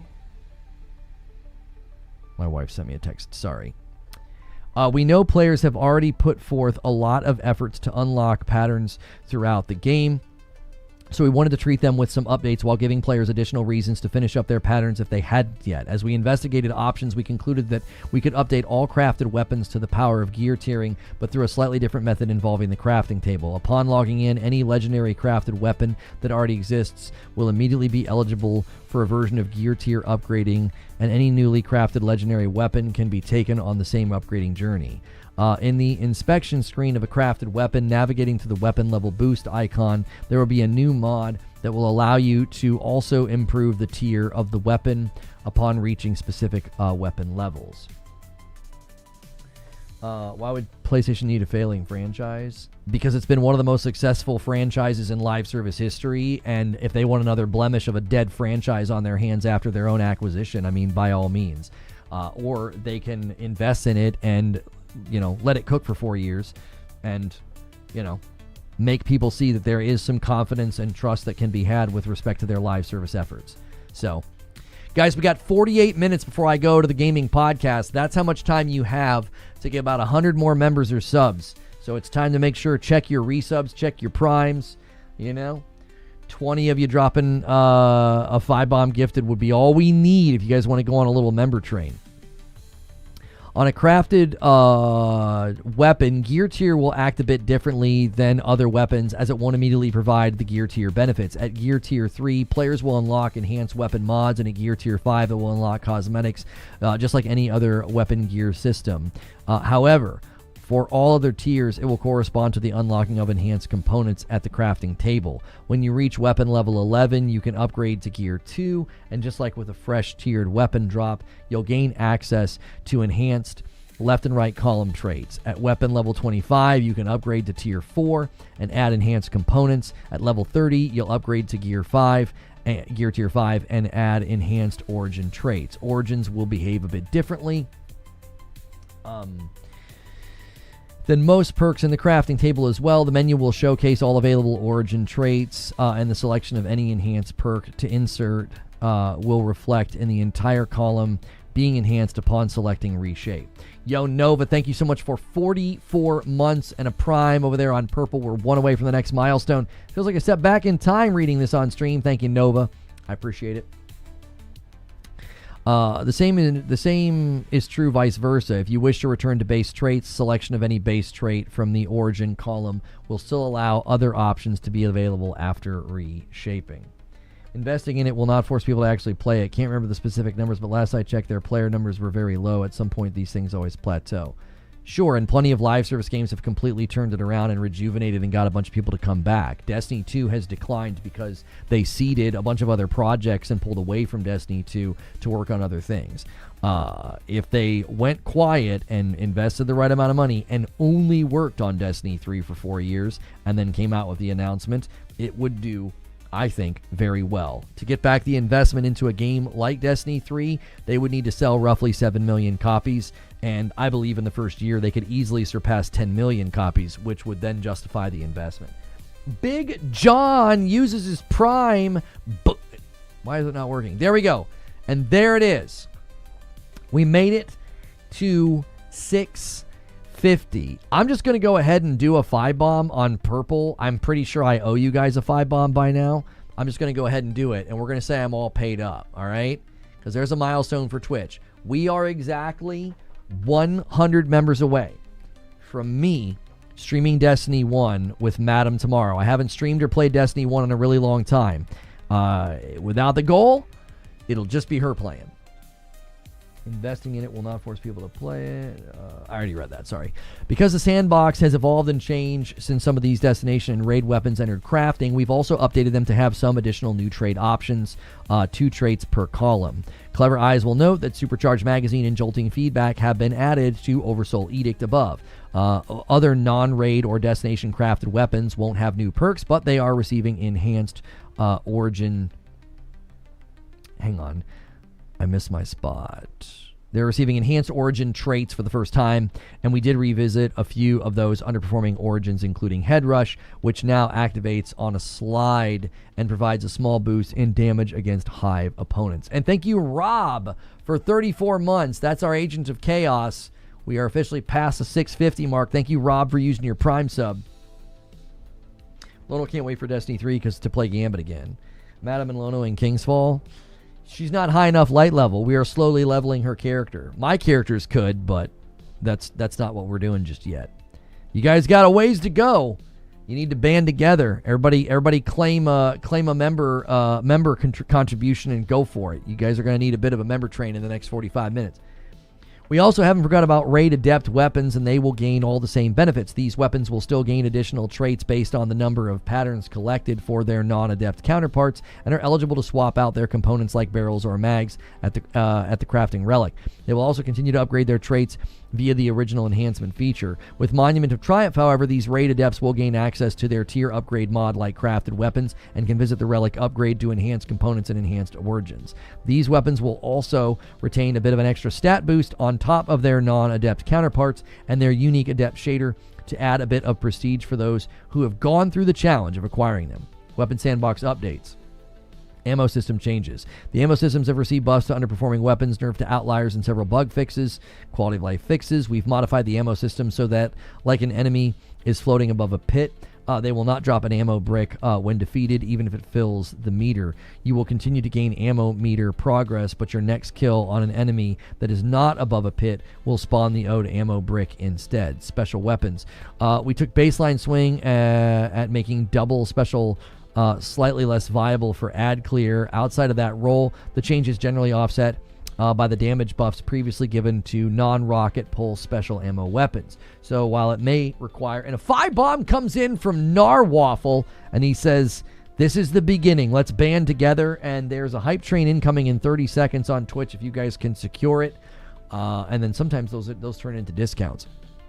They reduce the amount of meter progress special ammo weapons gained from defeats against minor enemies by 17% at 100 ammo gen stat. Linear fusion rifles. Both special ammo and heavy ammo precision linear fusion rifles felt like they were not getting enough ammo per brick, so we've increased the amount for each. We don't need to read the details there. They corrected an issue when buried bloodline was not correctly getting additional ammo from enhanced ammo bricks. Choir of One is simply too free in terms of ammo, both in isolation and in double special builds. It's one of the only special weapons that didn't follow the standard rules of ammo brick values. These changes make the weapon follow those rules, so they're reducing. Rocket pulse rifles. A bug was causing rocket pulses to have double ammo when used with other special ammo weapons. For example, running 2 rocket pulses at the same time was entirely viable because they got both full ammo brick amounts instead of half. This has the effect of reducing the challenge of endgame content and invalidating other special weapons. So they fix an issue that sometimes caused rocket pulses to only earn 2 shots per brick. Fix an issue where I don't know what any of this stuff is. I'm just going to keep going. Some Crucible-specific changes were needed to reduce special ammo uptime that was fueled by non-primary use. Adept burst LFRs get too much. This is getting too deep into the weeds, boys. Yeah, I'm out. Sorry, it's just this isn't worth reading, especially if I can't play. Sorry, I didn't think it was going to be that in depth. I'm not going to read per brick changes in both PvE and PvP. Apologies to anybody that wanted me to read that whole thing. It's a dadgum book. The stream went down for like 30 seconds. Did it? Did anybody else have it happen? Lono reading Destiny patch notes. Is this a member goal? 7,500 words. Yeah, I'm not reading that. If they wanted to do like big generic bullet points, I would read it. But like getting into like per brick changes for every individual archetype that they decided to take a look at, I'm not doing that. Yo, what's good, Feed? I see you in the chat. The ban, unfortunately, is at Bungie, so any change to infrastructure or gaming networks won't matter. You still need to sign into Bungie. But it's not at Bungie. I can play Marathon. I can play Destiny 1. Aussie Mandy is with a Prime resub. That's 6 months, dude. Thank you so much. Let me add it to the total.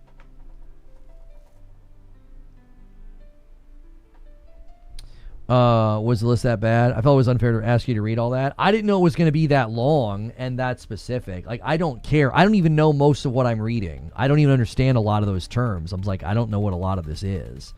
So...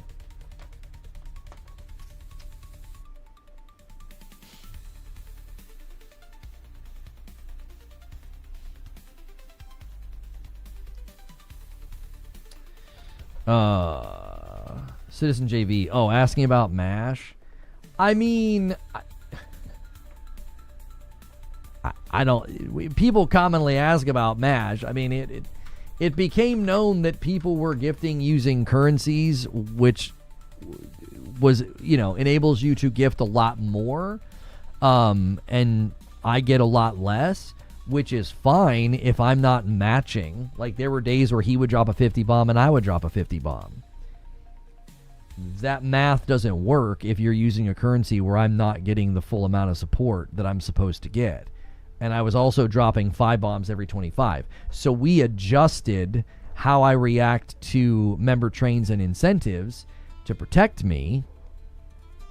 And when we did that, I don't know, he stopped coming around. So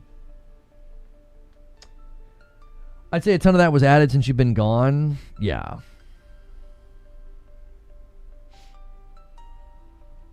On those days you were losing? Yes.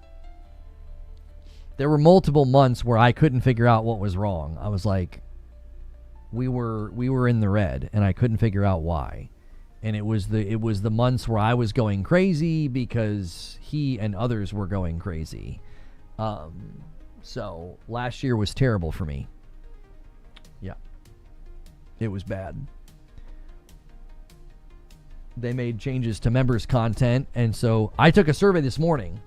YouTube literally sent me a survey about members content, and I was like, I don't do members content anymore because you guys started showing it to non-members, and it basically killed my channel last year. We spun our tires for like 10 months. As soon as we stopped doing members content going into this year, we started to see good results. So, like what? I think in 5 months, we've had more growth in 5 months this year than we did all of last year. Something like that. Like it was terrible. Yeah, and I was also overpaying for taxes. We're waiting on that. The tax guy is taking a long time because it's going to be like multiple amendments. So.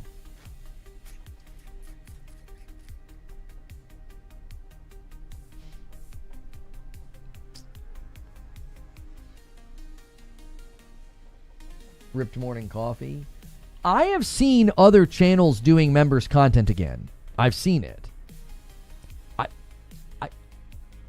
I don't know if they're doing it and it's been rectified. Until they give me complete and utter control over who sees it, I don't want to do it. I just don't want to. I need to be able to literally click a box that says, do not put this on the homepage or subfeeds of non-members. I need to be able to check that box. If I don't have that level of control, we can't do it. It's too damaging. It completely muddies up the funnel. Like, I'm trying to make like uploads and live streams for you guys to come in, find me, and have a great time, and for new people to find me and have a great time. I can't do that if you're shoving members content in front of that. It's so... I don't think they have properly figured out how to integrate members content into the platform, because the platform is all about discoverability and putting content in front of people, and that content is very specific and particular. So, oh my gosh. This guy saves your bacon every week, y'all. Silent Spartan with a 50 bomb on YouTube. Unbelievable. You guys are now 43 away. You're 43 away from me playing and streaming Destiny 1 tomorrow with Madam. I'll set up both PlayStations. I'll set up the dual perspective. And I will play and stream Destiny 1 for the first time in 9 years. I haven't done it in a really long time. The algorithm doesn't distinguish between members content and normal? Yeah. Until they give me, I need very, very specific control over it. And I provided them with that feedback on the survey. I did. I provided them with that feedback. I was like, until you give me control over the content, I cannot make the content. It is super unhelpful. So we had to move everything to the Discord. Yo, 90 Belly Boy with 37 months, dude. Let me add it to the total. 708. Been glued to Witchfire. Really great game. Lots of fun. It is a really good game. I'm hoping they can eventually bring it to console. Members should get ad-free viewing. I'm not sure why they haven't added that as a perk. It's the one thing that Twitch does better than YouTube. I don't think they'll ever do that.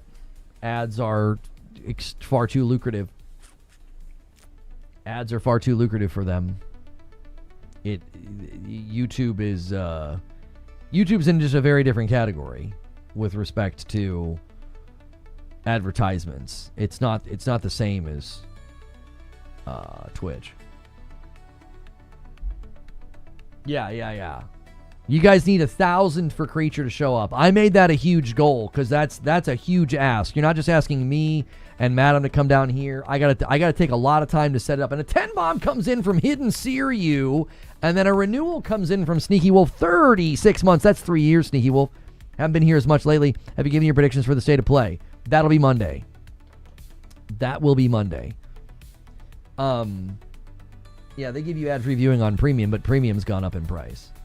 So, but yeah, we made Creature a pretty big goal because that's a lot. That's a lot to ask. Because that's the show and the content's me asking not only my wife to come down here and dedicate time, but for him to come down, and to dedicate time and to stream and to play Destiny.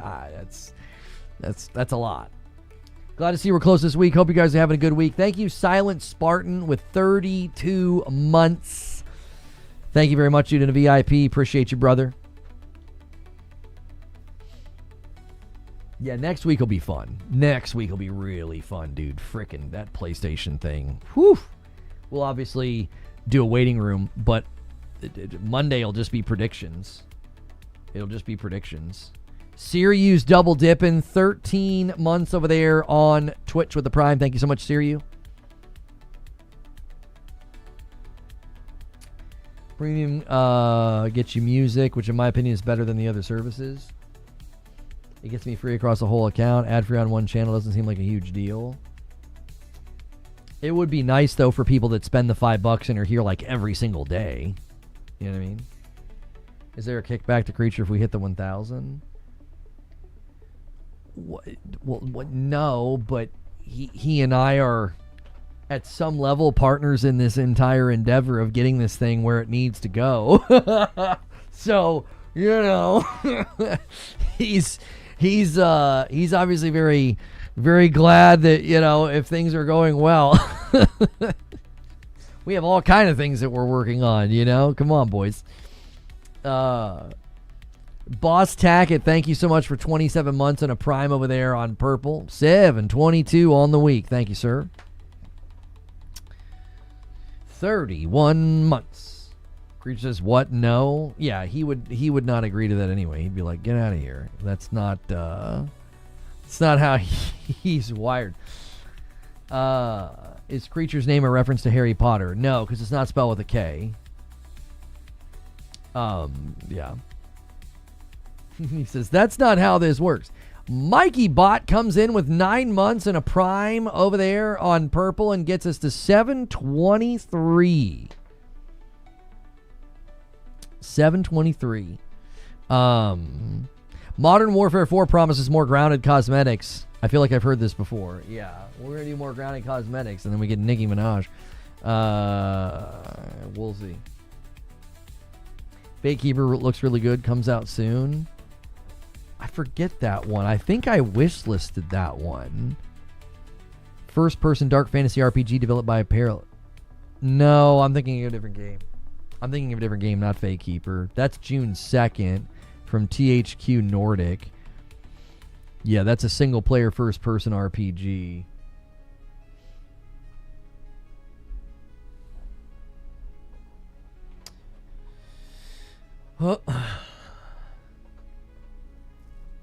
I believe COD when I see it. I was a part of that call yesterday and put a video on the channel. If you guys haven't watched it yet, please do me a favor and watch that. Hype it, like it, comment it up. That'd be very, very helpful to me. Wait, is this thing still? One more song. Yo. Hervé over Hardware. Thank you so much for the Member Plus renewal. 724. Wish I could do both, Lono, but everything helps, Mikey. What are you talking about, dude? Everything helps. Every Prime helps. Every renewal helps. It all helps, dude. It all helps.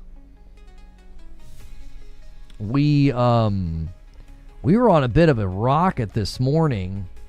I don't know what it was. Oh, we must have been getting suggests from somebody. Basically, mostly browse. I was on a lot of your homepages this morning, apparently. So thank you for supporting that. And thank you, everybody, for supporting the Call of Duty video. It's doing fine, and you guys are a part of that. Thank you for leaving comments and likes and all the various things.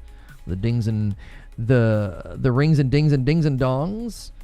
And Tyler gifts a single and lands the plane at 725. And Boss Tackett upgrades to VIP. Boom, boom. Those counts as doubles. Any upgrades count as 2.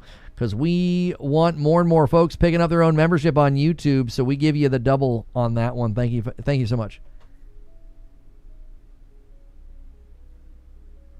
Ward Huff with a gifted. Is this real?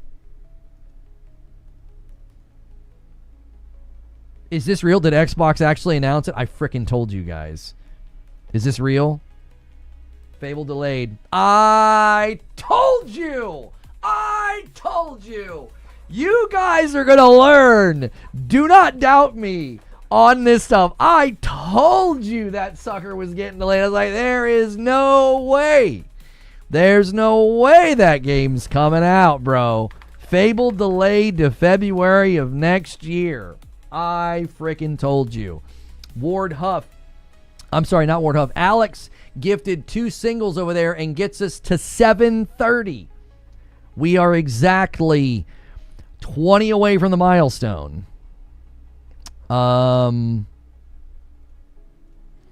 Fable delayed to, what is it? What's the delay to? February of next year? Fable delayed to February of 2027. Sorry, but I told you. Sorry. I told you so. Wait, what just happened? Oh, you guys got the hype train unlocked over there? I told you it wasn't going to make it this year. Who wants to go? Listen. I saw people predicting it landing in like December. I'm like, are you freaking kidding me? Cisco Nabisco, thank you for your Prime sub. I was like, why would you want to go against GTA 6? Number one, you could tell it wasn't ready from the dev direct. You could tell it wasn't ready. I was like, well, it's not ready. The game's not ready. If it even lands in February, I'm just going to say it. If it even lands in February, I'll be surprised. I'll be surprised. I could see it even slip into March or April. February is a weird month to launch a game in. A lot of games come out in March and April. What game? Fable has been officially delayed to February of 2027. I said it so many times. I was like, I do not know how anybody looked at the dev direct and thought, oh no, yeah, that's coming out in 6 to 8 months. It wasn't ready. It was the weirdest dev direct I've ever seen of a game that's been in development for so long. I was like, combat looked shaky. They didn't show us any open world gameplay. It was extremely highly edited. Can I ask you a question? Seeing you talk about Harry Potter, what do you think of the TV show first trailer? I mean, I think it looks like the production value is great, and I'm reading the books to my kids, and I love Harry Potter. I think the casting of Snape is going to ruin the entire thing. I think that's all anybody's going to talk about. It makes no sense. It's got to be one of the dumbest casting decisions I've ever seen. You waiting for Gears of War E-Day? Who cares? It looked rough anyway. What happened? Fable got bumped? Yeah, Fable got bumped to February. Listen, it's not even about GTA 6. The game isn't ready. I'm telling you, Fable's not ready. You could tell watching the dev direct. It wasn't ready. You know, it's my frustration with it is this. It just is another continued trend of Xbox walking stuff out and promising roadmaps and cadence that they don't hit. They just need to stop doing it. It's stupid. It's absolutely stupid. They continue to string people along like, oh yeah, big year, big year, big year, big year. Look at the roadmap, look at the roadmap, look at the roadmap. Stay on Game Pass. And then it's like delay. I mean, how many games have they announced they had no business announcing, like State of Decay 3? That's what's irritating. They own way too much property to be pulling these shenanigans. It's stupid. It's absolutely stupid. The dev direct was 3 months ago. Like, what are you doing? Stop doing this nonsense. You guys own so much property. So much property.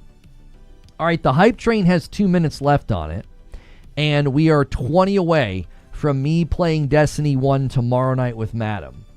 I don't think we're going to be able to get the creature incentive. Somebody says you jinxed it. I ain't freaking jinxed nothing. I called that. I called it last year, too. I told people last year Fable was getting delayed, and I got a bunch of hate and criticism for it. I'm like, it's not coming. There's no way. They're not talking about it. And then this year, when they walked it out for the Dev Direct, I'm like, that's going to get delayed. That's not ready. You can tell the game isn't ready. When you've been covering games this long, you can smell it. You're like, nope, not ready. You think it might be another Perfect Dark? No, they've shown too much for it to be another Perfect Dark.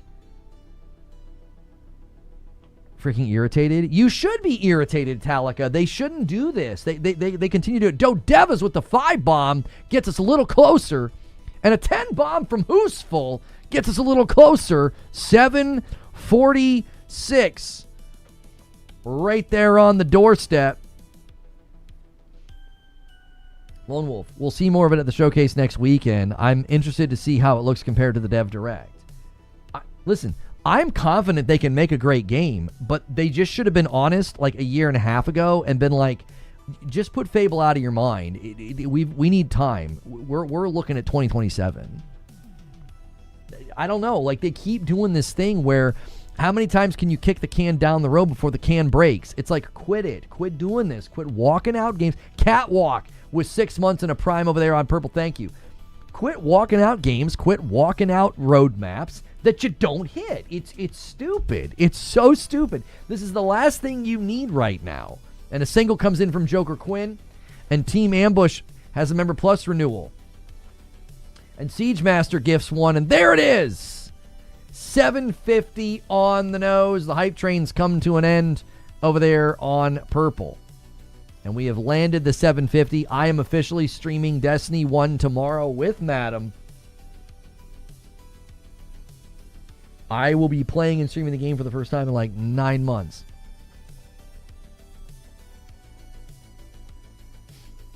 And a 5-bomb comes in from Jay Christ. He says, listen, let's go for the big one. I don't know if y'all can hit it. You guys would need an insane amount of support in the next 20 minutes. You would need like 4 Silent Spartans to get to 1,000. I don't know. You guys have pulled crazier things before, but you guys would need some insane support to come out of the woodwork. No, I can play on my old characters in Destiny 1. They're all still there. They're all still there. Yeah. Completely leveled and ready to go with raid, moments of triumph or age of triumph, like gear, decorative armor and everything else. Hilly says, I don't think we see a Twitch W today. No, I don't think so. You guys are about 150 behind.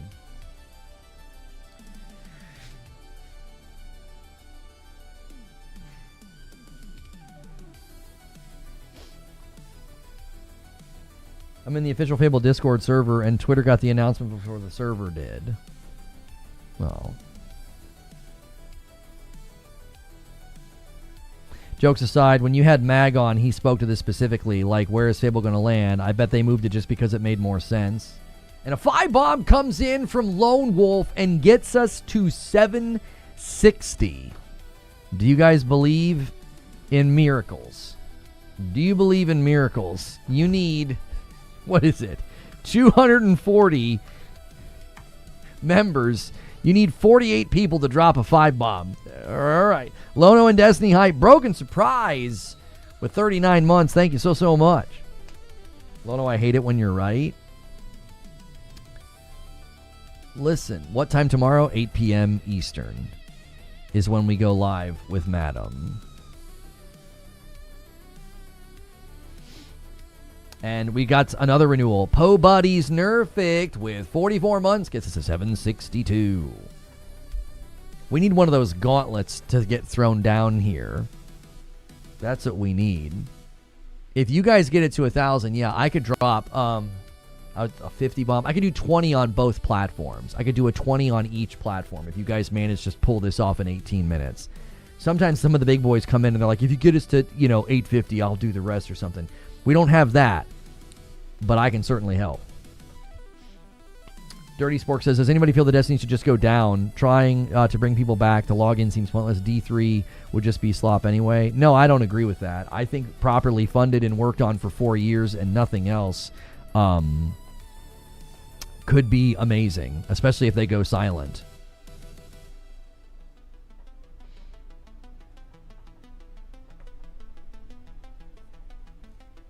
Minstree says, if we hit 1,000, I'll gift one. Well, there you have it, boys. A 20 bomb from me for YouTube and a 20 to Twitch. I'll do 20 on each if you guys can scramble and get us to 1,000. Moments of trying Outbreak Perfective changes. Reduced damage bonus at maximum nanite stacks 4.5 to 4. All modes of trying exotic weapon changes here. I don't think Fable is the only one being delayed. I mean, there are a lot of games that said they were going to come out in 2026 that probably won't be now. Now that GTA 6 is pretty much locked in.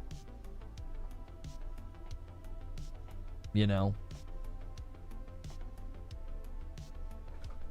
Alex says, if Minstree gifts 1, I'll gift 2 for 1,000. Okay, we've got some pretty big monuments here.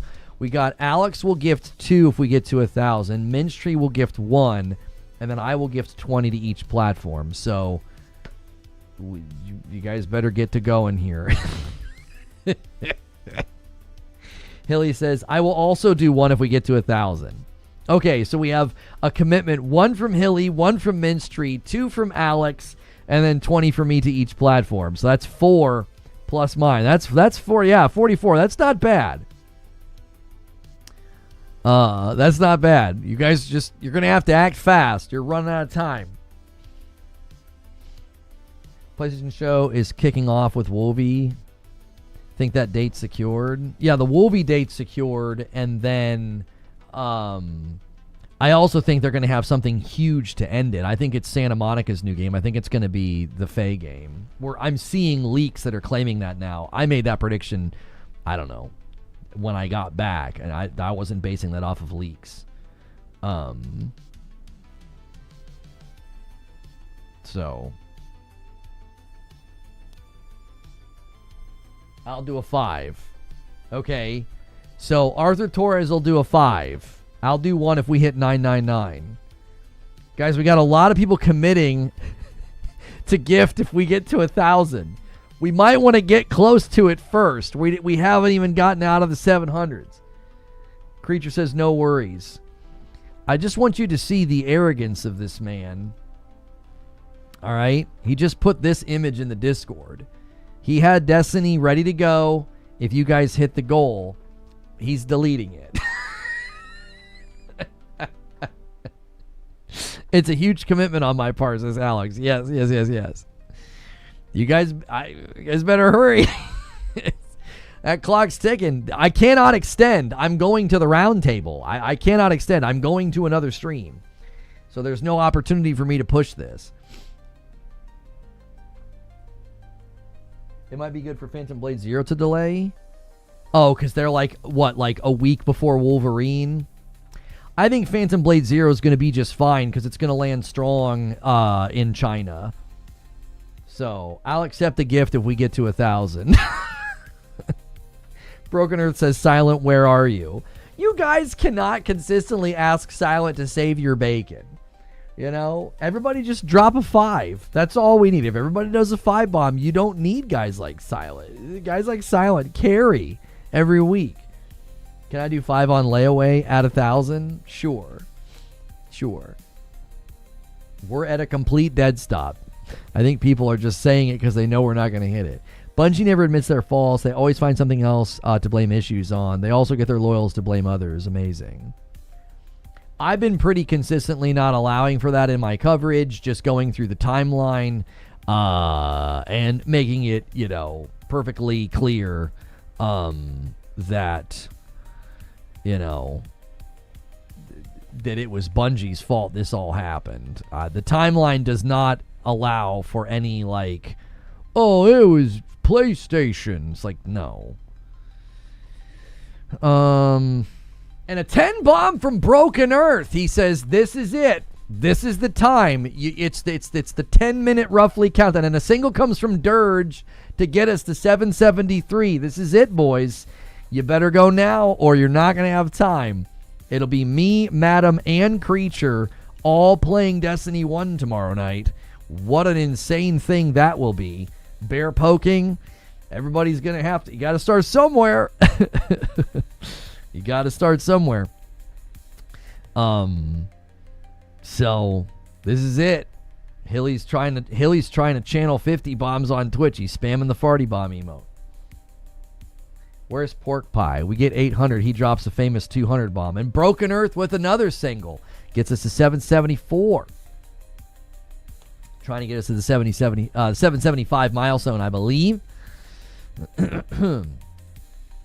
Yeah, you guys are going to have to bat signal. There it is, 775. I owe a member to YouTube. I don't even know how much I owe at this point. So, Reforge said a lot of lasers coming. Mike on the mic gifts one, and Alex gifts one on purple. We're at 777. I think you guys were trying to snag the 775, and you're a little too slow. Here's a single from me, right? Liked your t-shirt. Here, I'll even count my single in the mix. There it is. Boom. 778. Here comes mine. Chat's definitely trying. You're going to have to hurry. Going to have to hurry. Mine goes out there. There it is. There's my gifted.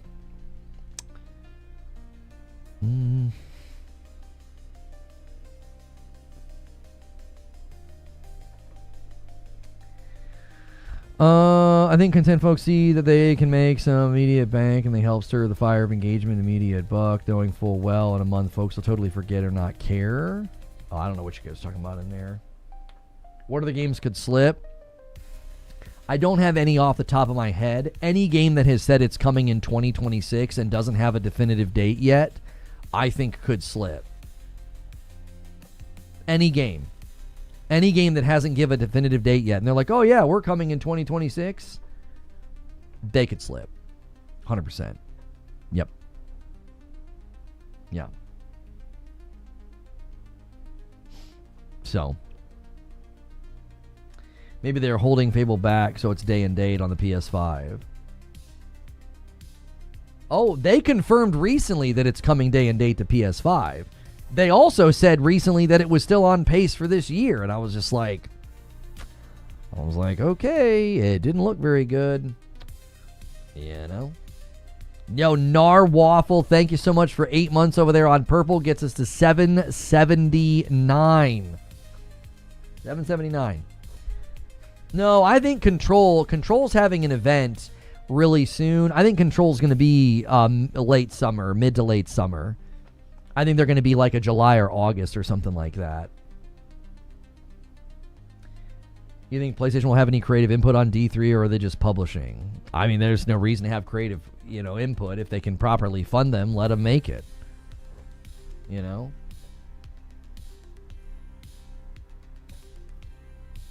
Xbox will not share any news on Project Helix during the Xbox showcase. More info on the next-gen console is coming later this year. So they've also confirmed there'll be nothing about Helix at the showcase. Yep. Yep. All right, you guys have 9 minutes. Breaking news, Fable's been delayed until February. Yes, we are aware. Thank you.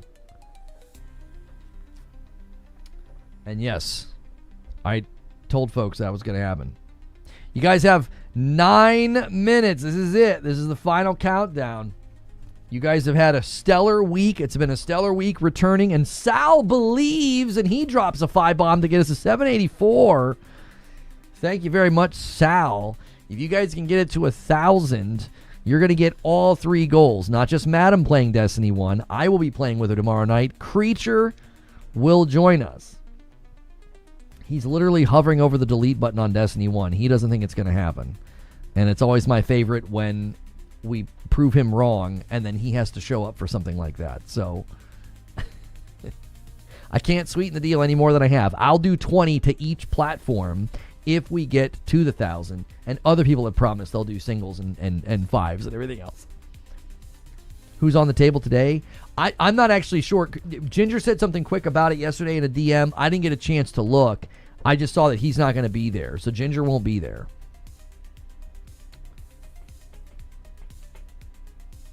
I'll bet 5 members that Fable doesn't come out this year. No way. All right, pay up, Roadkill. It's been delayed. Pay up.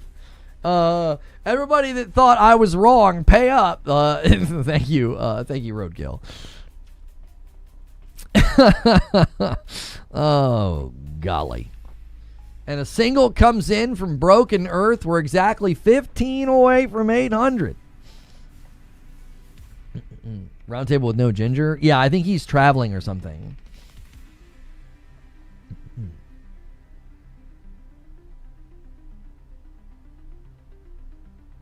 Oh, I'll bet 5 members that Fable doesn't come out this year. Sorry, what happens if we hit the goal? So tomorrow night, I will be playing Destiny 1 with my wife and streaming it, both perspectives. It takes me a while to set that up, so that was the goal for 750. If we get to 1,000, Creature will join our fire team. We're going to be continuing playing through. It's her journey through Destiny 1 with a brand new, she's got a brand new character she's never really played before. So, you guys basically have 5 minutes to scramble. It would have to be, at this point, you would need to have the big guys save the day that can drop, the 20s, 50s, or even more. That you need them at this point. Sethian says scramble. Yeah, or every person that can drops a 5, because that's the only way you're going to hit it now. The 5 bombs add up really quickly. It also breaks chat, which is, when I was using the combined chat application, I had to stop using it because member trains would break it. So I had to stop using it. And a 5 bomb from Broken Earth says, we believe. We believe. He's like, put us 10 away from 800. Thank you so much. Broken Earth and some others have been really, really going crazy. 250 measures in 6 minutes is a lot. It is. It is, especially when we're sitting already at 230. Will Cook says, if Twitch drops a 200 bomb, we've got it. That's it. That's it. That's all we need. If Twitch would just do that, you're ridiculous.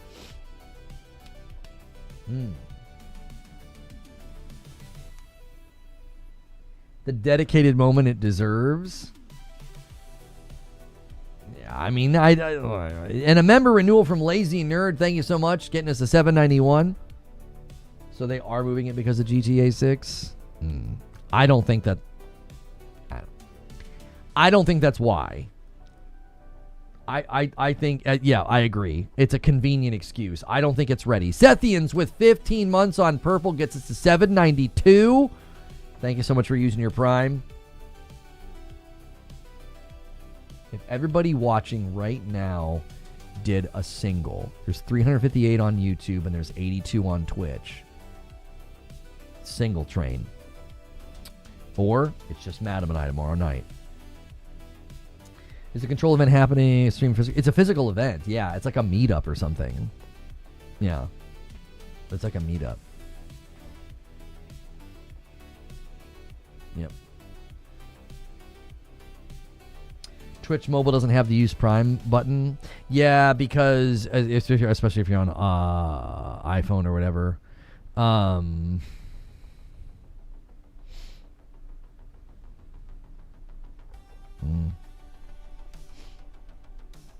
Oh, well, people believe it's still possible. A single from Arthur, a 5 bomb from Lazy Nerd, a single from Ward Huff gets us to 799. I'm telling you, if Liquid Smoke with a 5 bomb gets us to 804, I'm telling you, you can do it with just a bunch of singles and 5s. You guys don't need the heavy hitters to be dropping 50s, 20s, and 100s. You can do it. A single renewal from Polarin. I always forget to do this. It's here every month. Cheers, Lono. Thank you so much, Polarin. And we're at 805. I do owe YouTube a member. I do. You just hit a new milestone. All right. Looks like your save creature, says D-Tom. I don't know. Member renewal from Arthur Torres. Gets us to, he's got 42 months, and a 5 bomb from Eldest One comes in. I'm gifting one. I'm adding to the total. 812. I'm even helping now. When we hit the milestones, I'm adding one as a bonus. I'm not just gifting, I'm adding. Mama Noir just cashed in 20,000 points for a play a song sample. I can't do that right now. I'll have to do that tomorrow night, all right? Can you tune in tomorrow night and hold me to that?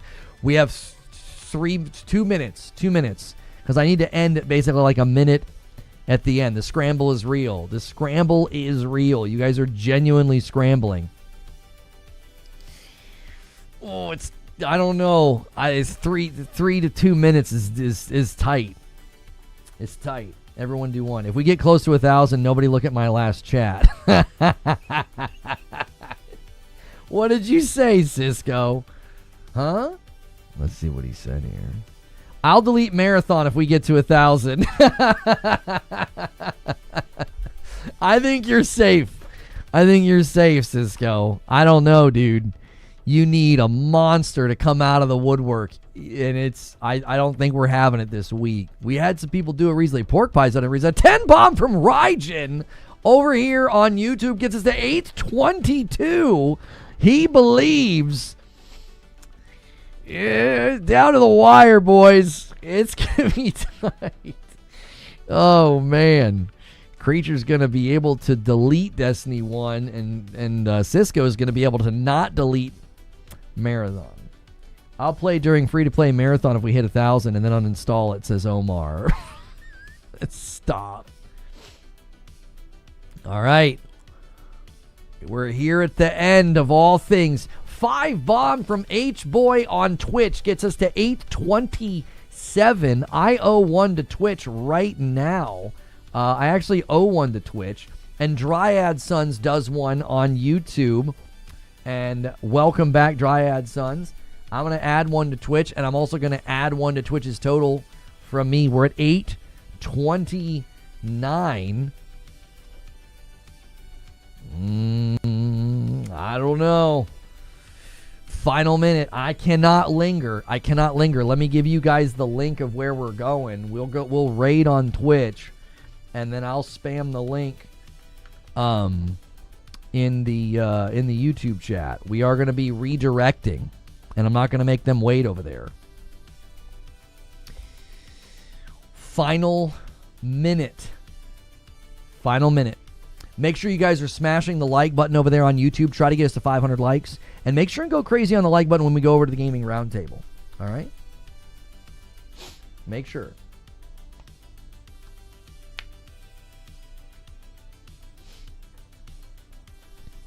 All right, I'm probably going to call it here at the 20-second mark.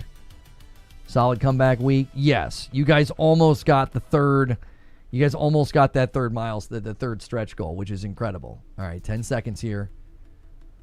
10 seconds. I don't think anybody's saving your bacon. I don't think so. Okay. Raid.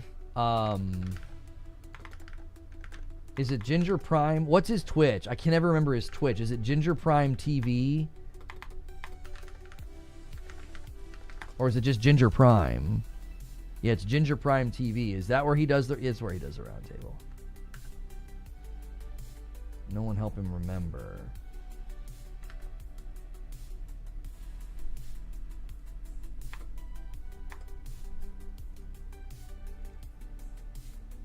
What?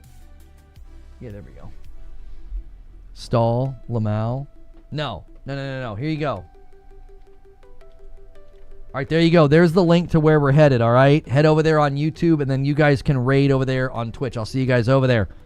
Thanks so much, man. You guys made a run for it. Wait, that's not it? Is that the wrong link? No, that's the Gaming Roundtable. Yeah, that's the right link. Stop it. All right, I'll see you guys over there.